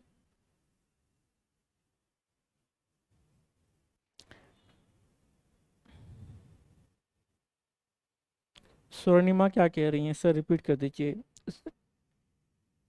ठीक है स्वर्णिमा, मैं रिपीट कर देता हूँ, एक मिनट रुक जाइए, इसने का कुछ मिस हो गया है। तो आप पूछ रहे हो, ठीक है मैं इस लाइन को दोबारा रिपीट करता हूँ। इसके लिए व्यक्ति के रक्त, लार, त्वचा, बाल, शुक्राणु आदि से,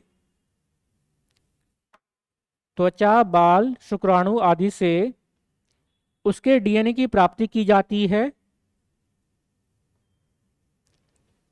उसके डीएनए की प्राप्ति की जाती है।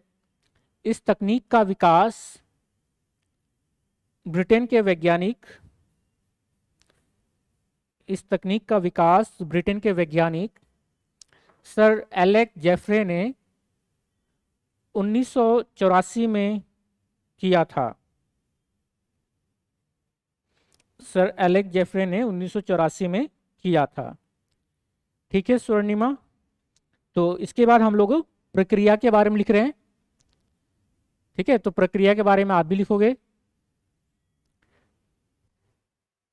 डीएनए फिंगरप्रिंटिंग के निम्नलिखित चरण हैं। ठीक है, प्रक्रिया में लिखना है आपको। पहला पॉइंट लिखेंगे आप, पहले पॉइंट में लिखेंगे नमूने में से, नमूना सैंपल,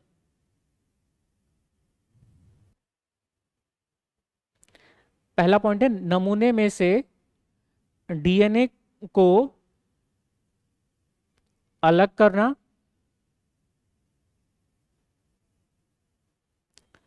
नमूने में से डीएनए को अलग करना, ये पहला पॉइंट है। सेकंड पॉइंट लिखेंगे, सेकंड पॉइंट पीसीआर तकनीक द्वारा, PCR polymerase chain reaction, PCR तकनीक द्वारा डीएनए की मात्रा बढ़ाना।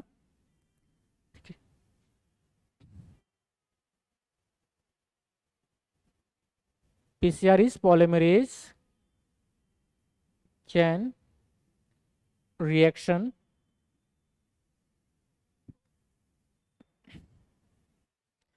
पीसीआर द्वारा डीएनए की मात्रा बढ़ाना। तीसरा पॉइंट लिखेंगे डीएनए को, डीएनए का प्रतिबंधन एंजाइम द्वारा खंडन, डीएनए का प्रतिबंधन एंजाइम द्वारा, प्रतिबंधन एंजाइम द्वारा खंडन, खंडन मतलब टुकड़ों में तोड़ना, काटना। चौथा पॉइंट लिखेंगे आप डीएनए के टुकड़ों को, डीएनए के टुकड़ों को जैल विद्युत संचलन द्वारा, डीएनए के टुकड़ों को जैल विद्युत संचलन, जैल इलेक्ट्रोफोरेसिस से कहा जाता है, जल जैल विद्युत संचलन द्वारा अलग करना।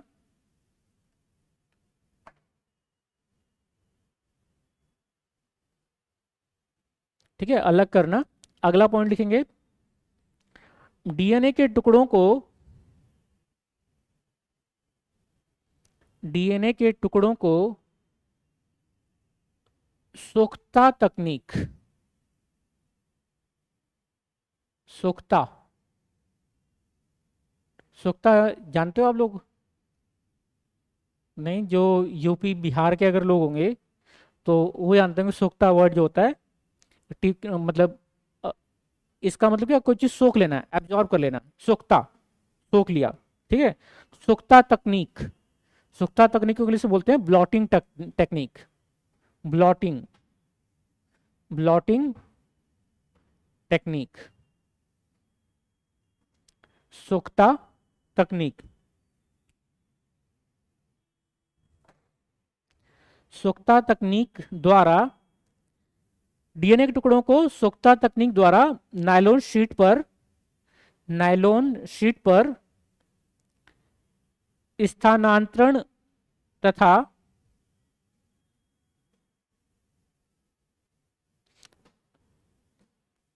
नायलॉन शीट पर स्थानांतरण तथा एक कुंडलीय रूप में नायलॉन शीट पर स्थानांतरण तथा एक कुंडलीय मतलब सिंगल स्ट्रैंडेड, एक कुंडलीय मतलब सिंगल स्ट्रैंडेड, एक कुंडलीय रूप में बदलना, स्थानांतरण तथा एक कुंडलीय रूप में बदलना। नेक्स्ट लिखेंगे, नेक्स्ट पॉइंट, एक कुंडलीय डीएनए के टुकड़ों को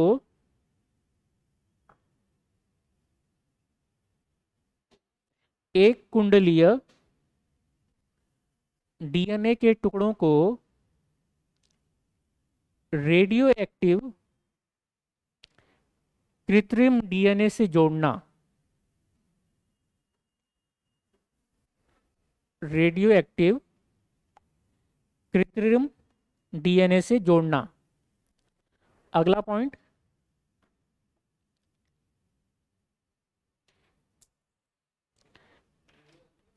हाँ, रेडियो एक्टिव कृत्रिम मतलब बनावटी, हाँ, कृत्रिम डीएनए से जोड़ना।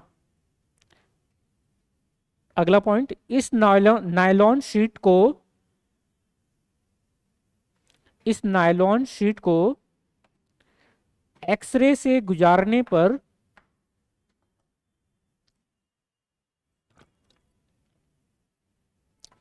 इस नायलॉन शीट को एक्सरे से गुजारने पर एक निश्चित पैटर्न प्राप्त होता है। इस नायलॉन शीट को एक्सरे से गुजारने पर एक निश्चित पैटर्न प्राप्त होता है जिसे डीएनए फिंगरप्रिंट कहते हैं।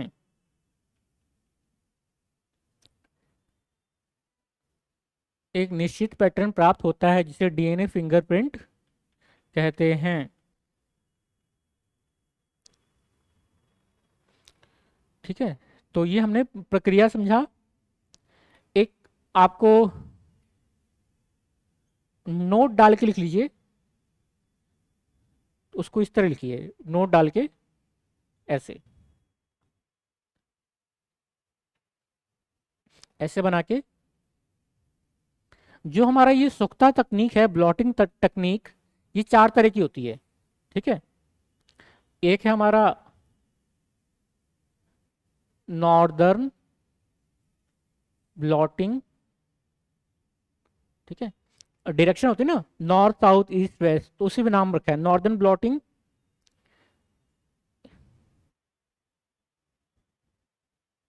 सदर्न ब्लॉटिंग,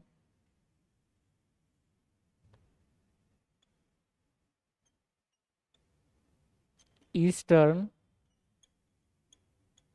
ब्लॉटिंग, और यहां पर वेस्टर्न ब्लॉटिंग।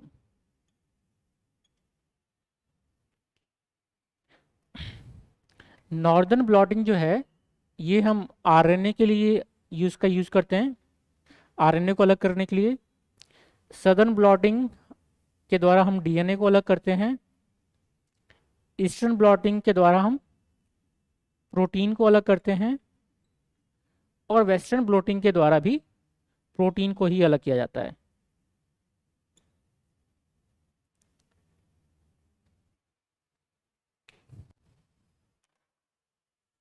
ठीक है, तो ये इंपॉर्टेंट है चीजें, नॉर्दर्न ये कई बार पूछ लेता है।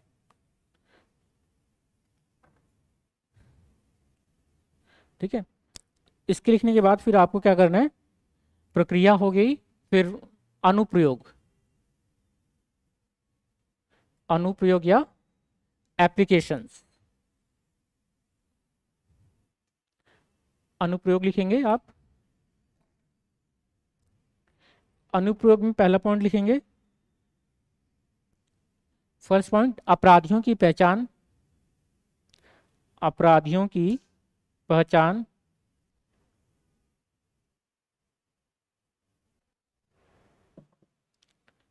सेकंड पॉइंट लिखेंगे, पितृत्व, जिसको बोलते हैं पैटर्निटी और मैटर्निटी बोलते हैं, पितृत्व और मातृत्व का पहचान।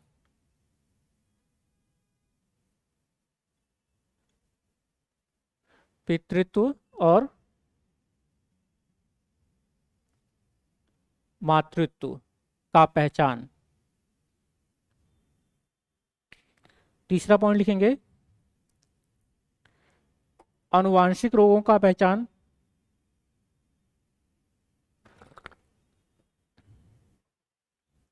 आनुवांशिक रोगों का पहचान।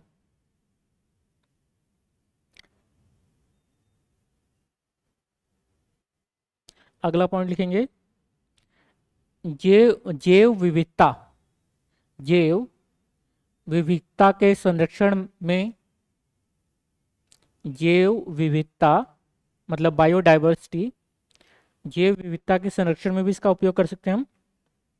अगला,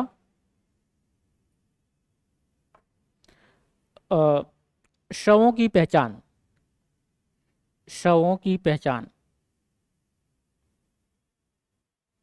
ठीक है, तो ये कुछ इसके अनुप्रयोग हैं। प्रिंस यादव क्या कह रहे हैं, सर क्या यूरिन से डीएनए टेस्ट कर सकते हैं? हाँ प्रिंस, यूरिन के सैंपल्स का उपयोग करके भी हम डीएनए टेस्ट कर सकते हैं। ठीक है, तो अभी ब्रेक लेते हैं 5 मिनट का, फिर उसके बाद मिलते हैं। ठीक है, तो अगला टॉपिक है हमारा पॉलीग्राफ टेस्ट।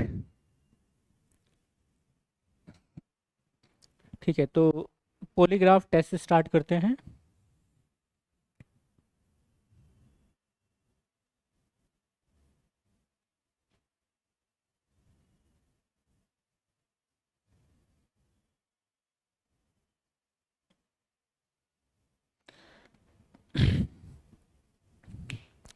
सो ये जो सारी तकनीक है हमारी, पॉलीग्राफ टेस्ट, ब्रेन मैपिंग या नार्को टेस्ट, ये सारी तकनीक क्या है, ये तीनों तकनीक लगभग, इन तीनों तकनीक का मकसद है हमको ये जानना कि जो व्यक्ति है, जो सस्पेक्ट है, सस्पेक्ट नो जिस पे डाउट है कि भाई इस व्यक्ति ने क्राइम किया है, होता ना, पुलिस को डाउट होता है तो पुलिस उस व्यक्ति को पकड़ के ले जाती है, फिर क्या करती है, इंटेरोगेट करती है, जांच पड़ताल करती है, पूछती है कि भाई तूने कत्ल किया है कि नहीं।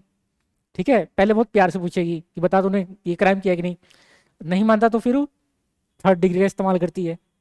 ठीक है, हम्म, फिर भी नहीं मानता तो फिर क्या करती है पुलिस, छोड़ देती है।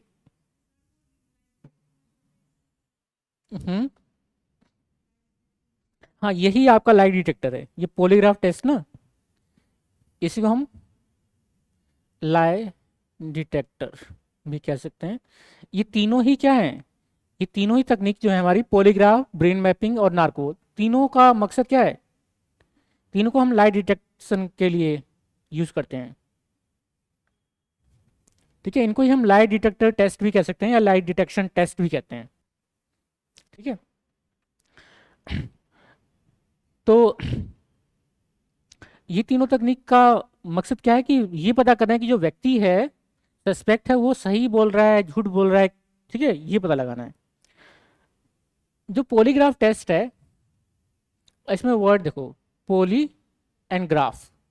पोली मतलब अनेक, ठीक है, और ग्राफ मतलब, ग्राफ बनाया ना अपने, बार ग्राफ वगैरह जो बनते हैं, तो कुछ इस तरह की लाइन्स जो बनी है हमारी, ठीक है, इनको ही बोल देते हैं, ग्राफ बोल देते हैं। ठीक है, तो पॉलीग्राफ टेस्ट जो होता है, इसमें हम क्या करते हैं, इसमें हम पता लगाते हैं कि व्यक्ति जो है वो सच बोल रहा है, झूठ बोल रहा है, और कैसे पता लगाते हैं। हाँ बताओ, हाँ बताओ। हम्म, हाँ ठीक है। हम्म। हाँ ठीक है, वेरी गुड। ठीक है, करेक्ट। तो बेसिकली क्या होता है कि जो हमारी बॉडी की फंक्शनिंग है, जो हमारी फिजियोलॉजी है, उसमें क्या है कि अगर आप अपनी बातें सही बोल रहे हो, सच बोल रहे हो, तो आपका बॉडी बड़ा नॉर्मल रहेगा। मतलब आपकी दिल की धड़कन नॉर्मल रहेगी, ठीक है। आपका जो ब्लड प्रेशर है वो नॉर्मल रहेगा। सांस की जो गति है, ब्रीथिंग पैटर्न, वो नॉर्मल रहेगी। और बॉडी का टेम्परेचर भी क्या रहेगा, नॉर्मल रहेगा। क्या कह रहे हैं?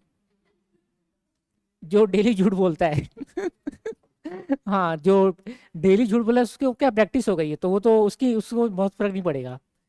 ठीक है। तो इस तकनीक की यही कमियां हैं। ये तो तीनों तकनीक हैं, मतलब लाइट डिटेक्शन तकनीक है। इनको ना, इनसे पता तो करते हैं, बट इन इन तकनीकों को जो कोर्ट है, न्यायालय है, उसमें एज अ मतलब एज अ एविडेंस नहीं माना जाता। हमने इनका उपयोग करके जांच कर ली और व्यक्ति ने मान लिया हाँ भाई उसने कत्ल किया कुछ इस तरह का, लेकिन जो कोर्ट है ना, कोर्ट उसको एक्सेप्ट नहीं करेगा।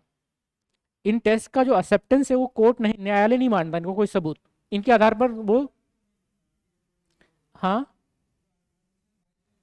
हाँ, नहीं कर सकते, हाँ वेरी गुड, ठीक है। तो इन इन सब को सबूत नहीं माना जाता है, ठीक है। न्यायालय इनको स्वीकार नहीं करता, लेकिन फिर भी नहीं करता, लेकिन फिर भी ये सब चीजें की जाती हैं और न्यायालय के परमिशन के द्वारा ही की जाती हैं। पुलिस अपनी मर्जी से इन टेस्ट को किसी व्यक्ति के ऊपर नहीं करवा सकती। न्यायालय का भी मर्जी होना चाहिए, प्लस जो व्यक्ति है, व्यक्ति भी राजी होना चाहिए कि हाँ यार मेरे ऊपर कर लो, ठीक है। तो इनका उपयोग किया जाता है। सोनू क्या कह रहे हैं? सोनू वेस्टर्न वेस्टर्न में क्या, कोई बता दो, कोई बता दो, कौन बताएगा? हम्म। कोई बता सकता है आपको? देखो, हमने जो लिखवाया था, ठीक है, इस तरह, नॉर्थ, साउथ, ईस्ट और वेस्ट। नॉर्दर्न ब्लॉटिंग जो था वो आपका आरएनए का था, सदर्न आपका डीएनए का, ठीक है। ईस्टर्न और वेस्टर्न दोनों प्रोटीन का था। ईस्टर्न और वेस्टर्न दोनों प्रोटीन के लिए उपयोग होते हैं, ठीक है। तो बस यही ध्यान रखना आप। तो पॉलीग्राफ टेस्ट, तो पॉलीग्राफ टेस्ट में हम क्या करते हैं, जो हमारा सस्पेक्ट है उस व्यक्ति के ऊपर, बहुत सारे उसके व्यक्ति के ऊपर ना डिटेक्टर्स, डिटेक्टर मतलब जैसे कि आप टेस्ट वगैरह कराने जाते हो, ईसीजी वगैरह, तो बॉडी के ऊपर बहुत सारे डिटेक्टर लगा देते हैं। मतलब वायर्स होती हैं, वो आपकी बॉडी पे अलग अलग जगह पे अटैच कर देंगे, और वो सारी वायर मशीन से लगी होंगी, ठीक है। और फाइनली आपके पास, डॉक्टर के पास कंप्यूटर होगा, कंप्यूटर पे इस तरह के बहुत सारे ग्राफ बन के आएंगे। एक ग्राफ आपके दिल को बताएगा, एक ग्राफ आपके सांस के पैटर्न को बताएगा, एक ग्राफ आपके ब्लड प्रेशर को बताएगा, ठीक है। तो क्योंकि शरीर के बहुत सारे पैरामीटर्स को एक साथ देखा जा रहा है, ठीक है। तो जो इन्वेस्टिगेटर होते हैं वो पहले व्यक्ति को सामने बैठाते हैं, पूछते हैं पहले बहुत आसान आसान क्वेश्चन पूछेंगे कि बताओ भाई नाम क्या है आपका, ठीक है। तो हाँ, हाँ घर में कौन कौन है, कहाँ पे पढ़ाई किए हो, बहुत बड़े नॉर्मल क्वेश्चन पूछेगा। फिर पूछेगा, फिर वो जो कत्ल से संबंधित जो है ना, क्राइम से संबंधित क्वेश्चन पूछेगा। तो जब क्राइम से संबंधित क्वेश्चन पूछा जाएगा और वो व्यक्ति अगर क्राइम में इन्वॉल्व है, तो उस व्यक्ति की दिल की धड़कन बढ़ जाएगी, ठीक है, उसकी सांस तेज हो जाएगी। तो वो सारी चीजें इस पर दिखाएगा, ग्राफ में दिख जाएगा साफ साफ। तो उसके बेसिस पे हम बताएंगे भाई वो व्यक्ति सच बोल रहा है, झूठ बोल रहा है, वो व्यक्ति क्राइम में इन्वॉल्व है या नहीं है। इसको हम बोलते हैं पॉलीग्राफ टेस्ट, ठीक है। तो इसमें कुछ नहीं किया जाता, केवल आपके मतलब बॉडी पे अटैच करके डिटेक्टर को देखा जाता है, ठीक है। और इसको जो हमारा न्यायालय है वो इसको कोई सबूत वगैरह नहीं माना जाता है, इसको पॉलीग्राफ टेस्ट या किसी को भी इनमें से, ठीक है। और ये जो है ये 100% मतलब विश्वसनीय नहीं है। जैसे आपने कहा ना कि जो लोग झूठ बोलते हैं, जिन लोगों को आदत है झूठ बोलने की, उनके ऊपर टेस्ट काम नहीं करेगा। उनको आदत है भाई झूठ बोलने की, तो उनकी दिल की झूठ बोलते वक्त उनकी दिल की धड़कन नहीं बढ़ेगी, उनकी सांस नहीं बढ़ेगी, तो उनके लिए क्या है, ये टेस्ट फेल हो जाएगा। तो ये 100% विश्वसनीय नहीं है ये टेस्ट। हाँ, कुछ कह रहे हो?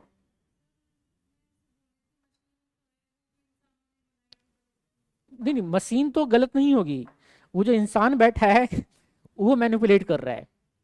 मशीन तो अपनी जगह ठीक है। हम्म। कर सकते, लेकिन जो हम ये बता रहे हैं कंडीशन, उस कंडीशन में जो इंसान है उसने अपने आप को इतना ट्रेन कर लिया, अपने दिमाग को, कि कितने भी झूठ बोल ले वो, उसकी दिल की धड़कन नहीं बढ़ेगी। बट अगर आप एक नॉर्मल व्यक्ति हैं, ठीक है।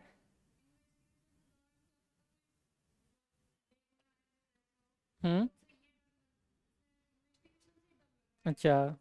हाँ ये भी, हाँ ये फैक्टर हो सकता है, ये बिल्कुल सही कह रहे हो आप, ये फैक्टर हो सकता है, ठीक है, कि व्यक्ति वो कंडीशन में जाके डर गया, उसके दिल की धड़कन बढ़ गई अपने आप। ठीक है, ऐसा हो सकता है बिल्कुल। ठीक है।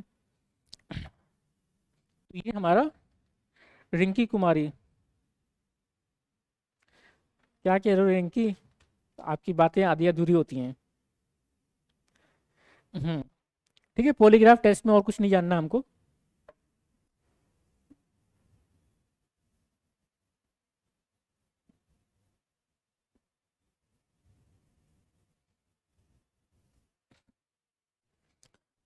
एक चीज, अब इनका मेन मुद्दा क्या है इन टेस्ट का, इन सब लाइट डिटेक्शन जो टेस्ट हैं, ये सारे असंवैधानिक हैं। ठीक है, ये सारे टेस्ट क्या कहलाते हैं, असंवैधानिक, अनकॉन्स्टिट्यूशनल। क्योंकि संविधान में जो आर्टिकल कितना बताया शिव आपने, आर्टिकल 22 या 23, 20, आर्टिकल 20 जो है, आर्टिकल 20 का पॉइंट 3, मूलभूत अधिकार जो है, फंडामेंटल राइट, आर्टिकल 20 क्या कहता है, ध्यान में है? आर्टिकल 20 जो है वो क्या कहता है आपका, मतलब आपको गलत तरीके से कन्विक्ट नहीं किया जाएगा उसके बारे में है। और आर्टिकल 20 का पॉइंट 3 जो है, ये क्या कहता है, कि किसी भी व्यक्ति को उसके अपने, हाँ, अपने खिलाफ सबूत देने के लिए मजबूर नहीं किया जाएगा। आपको किसी क्राइम के लिए पकड़ा गया है ना, तो आपको बाद ही नहीं कहा किया जाएगा कि भाई आप बोलो, आप बताओ, या आप मान लो कि आपने ही कत्ल किया है। किसी भी द्वारा आपको, मतलब अब इस टेस्ट के द्वारा हम क्या पता लगाना चाहते हैं कि वो व्यक्ति ने किया ना किया तो बात की बात है, लेकिन इन टेस्ट का मकसद क्या है, मकसद यही है कि जाने कि भाई वो व्यक्ति क्या करे, मान ले, कहीं ना कहीं उसके दिमाग के अंदर की जो बातें हैं वो हम पता चल जाए हमें। एक तरह से व्यक्ति को हम जबरदस्ती बाध्य कर रहे हैं, हाँ, टॉर्चर टाइप कह सकते हो। ठीक है, तो इन सब टेस्ट को असंवैधानिक भी माना गया है। क्या चीज, हाँ, इसके बेसिस पे हाँ इंक्वायरी को फर्दर बढ़ाया जा सकता है आगे। बट इनको एज ए साक्ष्य भाई उस व्यक्ति ने मान लिया, उसके आधार पर उसको टांग दो, मतलब हैंग कर दो, वो नहीं कर सकती। ठीक है। फिर अगला जो है टेस्ट हमारा, पहले हम नार्को टेस्ट के बारे में बात करते हैं, करेंगे अभी, पहले नार्को के बारे में करते हैं। नार्को टेस्ट या नार्को एनालिसिस।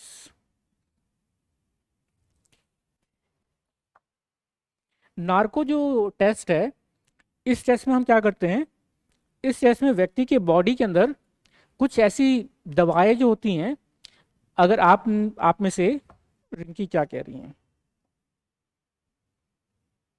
हाँ रिंकी ठीक कह रहे हो आप।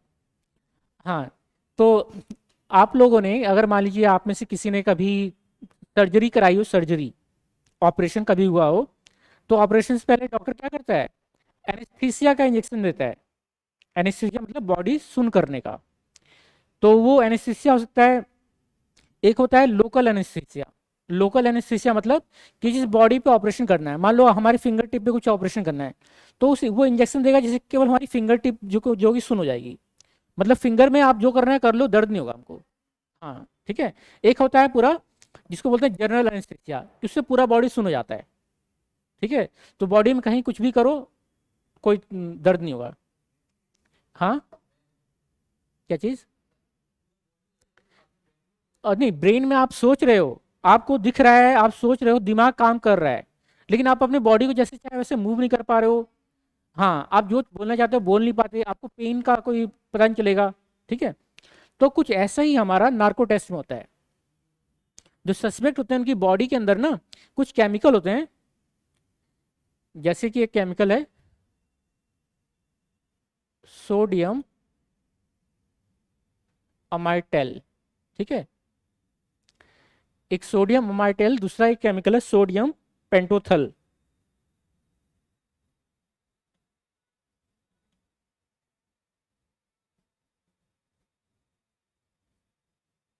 ये इस तरह के मतलब जो केमिकल्स हैं या ये दवाएं होती हैं, ठीक है, इनको हम बोलते हैं, इनका दूसरा नाम है ट्रुथ सीरम। ठीक है, इन दवाओं को ट्रुथ सीरम भी बोला जाता है। तो सस्पेक्ट को पहले क्या कहते हैं, इन दवाओं का इंजेक्शन लगाया जाता है। जो गुनाहगार है, मतलब सस्पेक्ट, गुनाहगार नहीं कहेंगे, सस्पेक्ट कहेंगे, उनको ये इंजेक्शन लगा दिया जाता है। ये दवाएं क्या करती हैं, ये दवाएं वही काम करती हैं जो, मान लो आपने देखा होगा, जब व्यक्ति बहुत सारा दारू पी लेता है, ठीक है, शराब पीने के बाद व्यक्ति क्या करता है, जो उसके मन में होता है बोलता है, ठीक है। तो उसको अपनी बॉडी पे कोई कंट्रोल नहीं होता अपना, एक तरह से हम कह सकते हैं अपनी बॉडी पूरा कंट्रोल खो जाता है। और लेकिन उसके मन के अंदर जो बातें होती हैं, जो नॉर्मली वो नहीं बोलेगा, नॉर्मली अगर ठीक ठाक है तो वो व्यक्ति वो बातें नहीं बोलेगा, तो वो बातें वो बोलना स्टार्ट कर देता है। और बहुत सारी बहुत बातें उसकी क्या होती हैं, सच होती हैं। ठीक है, बातें गलत तो होती है लेकिन होती हैं सच, है ना। तो मतलब क्या है, कुछ वही काम ये दवाएं करती हैं। ये दवाएं व्यक्ति को हिप्नोटाइज कर देती हैं। ठीक है, व्यक्ति का जो तंत्रिका तंत्र है, ब्रेन है, वो बहुत मतलब उसके कंट्रोल में नहीं रहता। ठीक है, तो उस कंडीशन में क्या होता है, व्यक्ति सोच नहीं पाता, व्यक्ति कुछ बहुत ज़्यादा समझ नहीं पाता, उससे जो बात पूछते हो वही बता देता है, मतलब टू द पॉइंट आंसर। जैसे आपको झूठ बोलना है, ठीक है, आपसे अगर कोई पूछता है, आपके घर में कहीं पे भी कोई बात पूछी और आपको झूठ बोलना है, तो झूठ बोलने के लिए क्या करना पड़ता है, आपको विचार सोचने पड़ते हैं कि मैं यार झूठ कैसे बनाऊं, कैसे उस चीज़ को फैब्रिकेट करूं। तो झूठ बोलने के लिए आपको सोचना पड़ेगा, विचार बनाने पड़ेगा, तब वो झूठ बाहर आएगा। ठीक है, लेकिन सच बोलने के लिए सोचना नहीं पड़ता, जो बात अंदर है उसको डायरेक्टली बोल दो। ठीक है, तो ये दवाएं क्या करती हैं, आपके दिमाग को इतना सुन कर देती हैं कि आपका जो दिमाग है वो बहुत कुछ सोच नहीं पाता। तो जैसा पूछा जा रहा है बिल्कुल वैसी एग्जैक्ट आप आंसर दे दो। ठीक है, इसलिए इनको ट्रूथ सीरम बोला गया है कि इनको लगाने के बाद व्यक्ति क्या करेगा, सच ही बोलेगा। ठीक है ना। बट इनका क्या है कि अब इन दवाओं का जो असर है, इन दवाओं का असर हमारी बॉडी के ऊपर बहुत घातक भी हो सकता है। अगर आप किसी ने मतलब इनका अगर जो रिक्वायरमेंट है, डोज है, जितना अमाउंट लगना चाहिए उससे ज़्यादा अमाउंट कहीं लग गया गलती से, ठीक है, तो व्यक्ति कोमा में जा सकता है और उसकी मृत्यु भी हो सकती है। परमिशन लेना पड़ता है, कोर्ट से लेना पड़ता है, ठीक है ना, जज ने कह दिया तो फिर कर सकते हैं। ठीक है, तो ये अपना नार्को टेस्ट, तो इसमें क्या करते हैं हम, इन दवाओं के माध्यम से व्यक्ति को मतलब जानते हैं। ठीक है, तो उसमें भी क्या, इंजेक्शन लगा दिया गया, व्यक्ति को सामने बैठा दिया गया, इन्वेस्टिगेटर सामने बैठ गया, सवाल पूछता है। ठीक है, तो उसमें व्यक्ति, ये माना जाता है कि ये लगने के बाद व्यक्ति जो भी बोलेगा सच बोलेगा। ठीक है ना, इसको बोलते हैं नार्को टेस्ट। तीसरा जो है आपका, इसको बोलते हैं ब्रेन मैपिंग।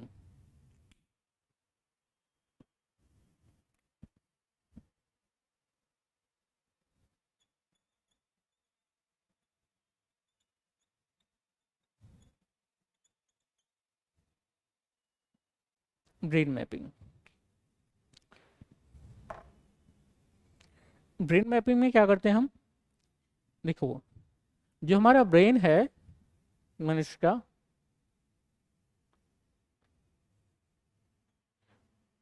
अब हमारे ब्रेन में अलग अलग क्या है, रीजन है, अलग अलग पार्ट्स हैं, अलग अलग हिस्से हैं ब्रेन के। तो ब्रेन मैपिंग में जो व्यक्ति होता है, जो सस्पेक्ट है, उसके जो ब्रेन है, ब्रेन के ऊपर ना मतलब बहुत सारे, जैसे हमने सेंसर्स हैं, हमने इसमें बात की पॉलीग्राफ टेस्ट में कि बॉडी में अलग अलग जगह पे सेंसर्स लगा देंगे। इसके अंदर क्या करेंगे कि हमारे ब्रेन के ऊपर बहुत सारे सेंसर लगा देंगे, सेंसर्स, और वो सारे सेंसर क्या होंगे, कंप्यूटर से कनेक्टेड होंगे। ठीक है, और ब्रेन मैपिंग करते वक्त कोई सवाल नहीं पूछा जाता, सेंसर लगा दिया उस व्यक्ति के दिमाग में, उसको सामने बैठा दिया, और फिर क्या किया जाएगा, उसको ना कुछ तस्वीरें दिखाई जाएंगी, तस्वीरें रेंडमली। ठीक है, कुछ बहुत नॉर्मल तस्वीरें होंगी, और तस्वीरों के द्वारा जब हम कोई चीज़ देखते हैं, मान लो आप लोग बैठे हो, आपके सामने कोई तस्वीरें, ये बोर्ड पे स्क्रीन होती, कुछ फोटो जाती, तो हर एक जो आप सामने देखते हो उस देखने के मतलब रिलेशन में आपके दिमाग में कुछ वेव्स बनती हैं। हमारा दिमाग क्या करता है, उसमें वेव्स बनेंगी, वेव्स। ठीक है। तो कोई चीज़ आप अब देख रहे हैं सामने, और कोई चीज़ आपके बहुत मतलब जान पहचान की, मान लीजिए आपका बहुत पुराना दोस्त है कोई, उसकी फोटो आ गई अचानक, तो आपका दिमाग अलग तरह की तस्वीर बनाएगा। ठीक है। हाँ, अगर सामने आपकी कोई किसी मतलब इस तरह की डिजास्टर वाली कोई तस्वीर आ गई कि जहाँ पे लोगों को बहुत नुकसान हो गया है, कोई डेड बॉडीज वगैरह बनी हैं, अगर वो सामने आ गया तो आपके दिमाग अलग तरह की वेव बनाएगा। ठीक है। तो इसमें क्या किया जाता है, व्यक्ति के ब्रेन में इस तरह के सेंसर लगा के उसके सामने फोटो दिखाई जाती हैं। तो उसमें उन फोटोज में वो क्राइम वाला जो सीन है ना, मान लो जिस व्यक्ति का कत्ल किया गया है उसकी फोटो आएगी, वो क्राइम का सीन आ जाएगा। तो फिर देखा जाएगा भाई कि जिसका कत्ल हुआ है उसकी फोटो सामने आती है, तो उस व्यक्ति का दिमाग कैसे रिस्पॉन्स करता है, क्या उसके दिमाग ने कुछ वेव बनाई, नहीं बनाई। नहीं बनाई मतलब वो व्यक्ति उस जिसका डेथ हुआ है उसको जानता ही नहीं। ठीक है। और जानता होता कि भाई ये जो व्यक्ति है इसको मैंने ही मारा है, और व्यक्ति जान रहा है, तो उसका दिमाग क्या करता, अलग तरह की वेव बनाता बिल्कुल। हाँ, शॉक हो जाता है कि हाँ। ठीक है। तो वो जो वेव बनेगी फाइनली उसके आधार पर पता चल जाएगा कि हाँ यार इस व्यक्ति का मतलब क्या है। ठीक है, क्या ये व्यक्ति उस क्राइम से रिलेटेड है या नहीं, क्या इस व्यक्ति ने क्राइम किया है या नहीं। ठीक है। इसको बोलते हैं ब्रेन मैपिंग। राइट। तो बेसिकली जो तकनीक है हमारी, इन तीनों तकनीक के द्वारा, इन्हीं को हम क्या कहते हैं, लाई डिटेक्शन टेस्ट, इन तीनों को कह सकते हैं। क्योंकि तीनों मकसद क्या है, यही पता करना है कि व्यक्ति सच बोल रहा है या नहीं बोल रहा है। ठीक है। इनको लिख लेंगे।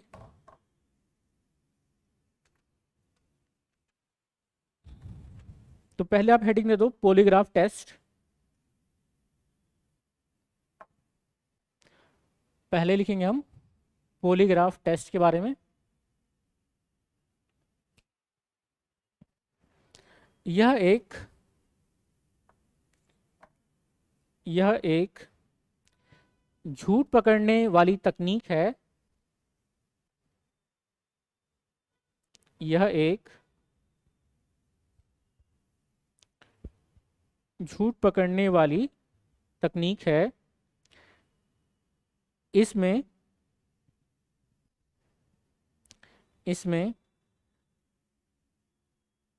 आदमी के बातचीत के इसमें आदमी के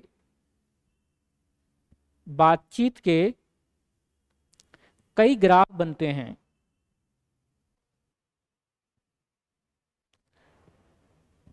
इसमें आदमी के बातचीत के कई ग्राफ बनते हैं, और हर ग्राफ हर ग्राफ संभावित झूठ को पकड़ने का प्रयास करता है। और हर ग्राफ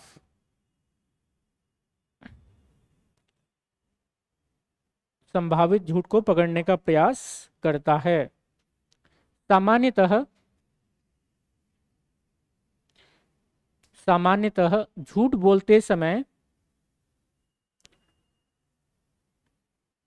सामान्यतः झूठ बोलते समय व्यक्ति के हृदय की धड़कन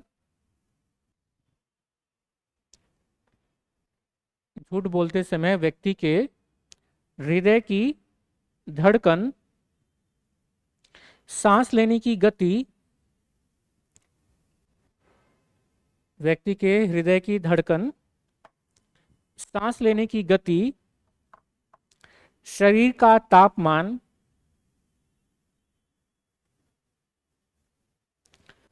शरीर का तापमान, पसीने का बहाव आदि, पसीने का बहाव आदि बढ़ जाता है।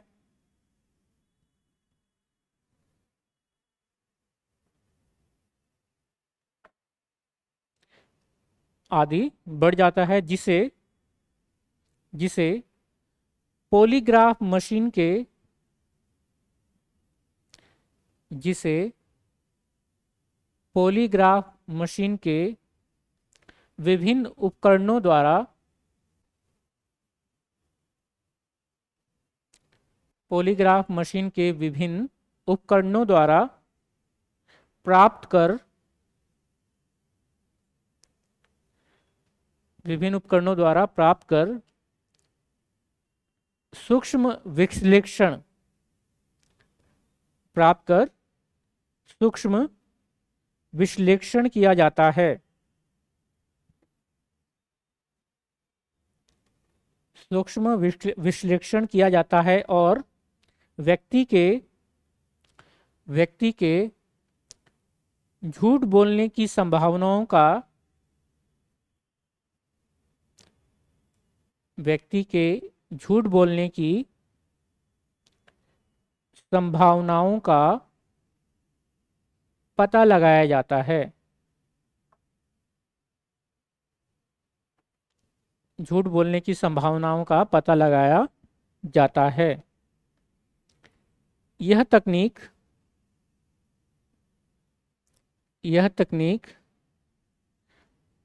100% यह तकनीक 100% विश्वसनीय नहीं है।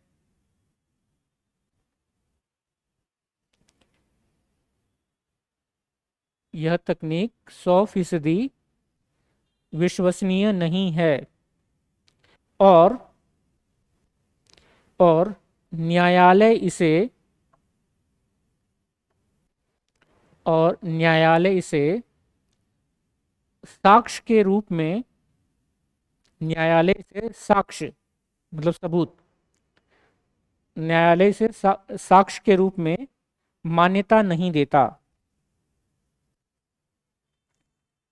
न्यायालय इसे साक्ष्य के रूप में मान्यता नहीं देता। ठीक है, तो ये आपका पॉलीग्राफ टेस्ट, नार्को टेस्ट लिखेंगे आप। अगला नार्को टेस्ट,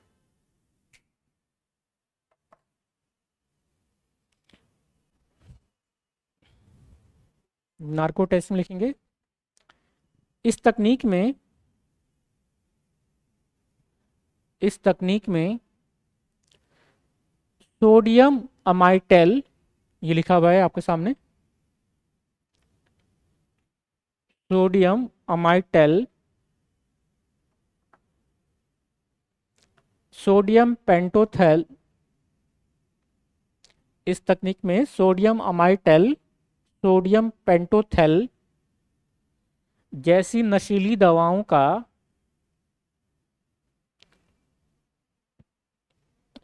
इस तकनीक में सोडियम अमाइटेल, सोडियम पेंटोथेल जैसी नशीली दवाओं का प्रयोग किया जाता है। जैसी नशीली दवाओं का प्रयोग किया जाता है। इन दवाओं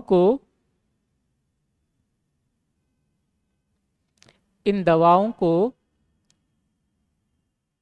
ट्रुथ सीरम, इन दवाओं को ट्रुथ सीरम भी कहा जाता है।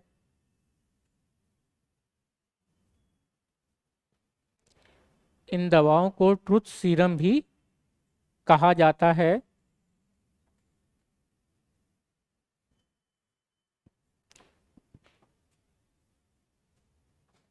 सोडियम अमाइटेल का इंजेक्शन लगाने के बाद सोडियम अमाइटेल का इंजेक्शन लगाने के बाद व्यक्ति अर्धचेतना में चला जाता है। सोडियम अमाइटेल का इंजेक्शन लगाने के बाद व्यक्ति अर्धचेतना, सेमी कॉन्शियस, अर्धचेतना में चला जाता है। इस अवस्था में व्यक्ति के विचार करने, इस अवस्था में व्यक्ति के विचार करने, झूठ बोलने,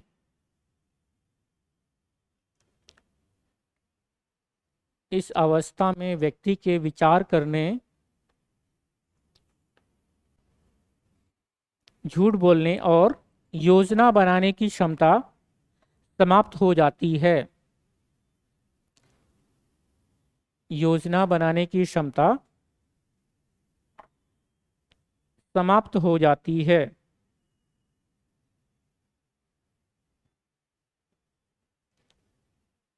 और व्यक्ति अपराध से जुड़ी जानकारियों को और व्यक्ति अपराध से जुड़ी जानकारियों को संभवतः सच बताता है।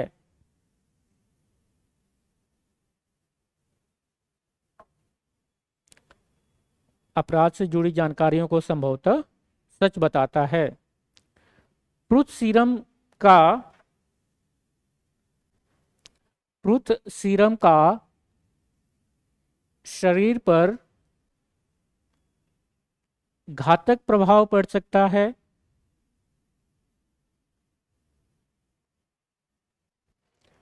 ट्रुथ सीरम का शरीर पर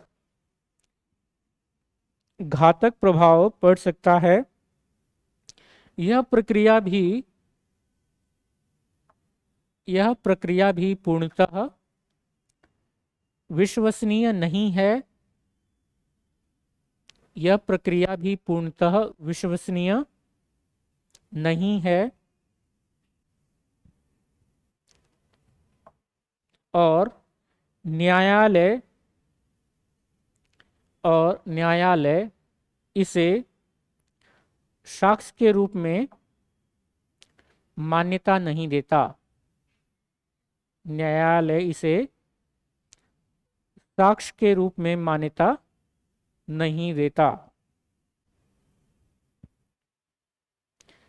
ठीक है, तो ये हमारा नार्को एनालिसिस हो गया। हाँ।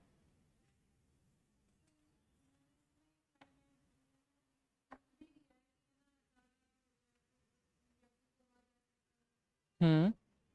हाँ ठीक है, कोई दिक्कत नहीं, वो ठीक है। ठीक है, वही घातक प्रभाव पड़ सकता है, मतलब कि अगर व्यक्ति कोमा में जा सकता है, उसकी मृत्यु हो सकती है, यही इसका मतलब है। ठीक है, तो ये हमारा नार्को टेस्ट हो गया है। हमारा जो ये ब्रेन मैपिंग वाला है, इसको हम कल लिखेंगे, आज नहीं लिखेंगे।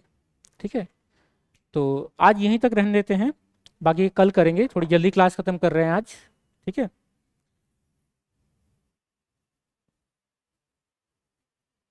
सोनू प्रजापति कह रहे हैं मान्यता तो देता है सर। सोनू, आपने पता नहीं कहाँ पढ़ा है, जितना मैंने पढ़ा है उसमें तो लिखा है यही है कि मान्यता नहीं देता है। ठीक है, एक बार दोबारा चेक कर लेना, मैं भी दोबारा चेक कर लूंगा एक बार। ठीक है बच्चों, तो आज यहीं तक रहने देते हैं। अगर आपको कोई डाउट है तो पूछ सकते हो। जो लोग ऑनलाइन हैं उनका अगर कोई डाउट है तो वो लोग भी पूछ सकते हैं।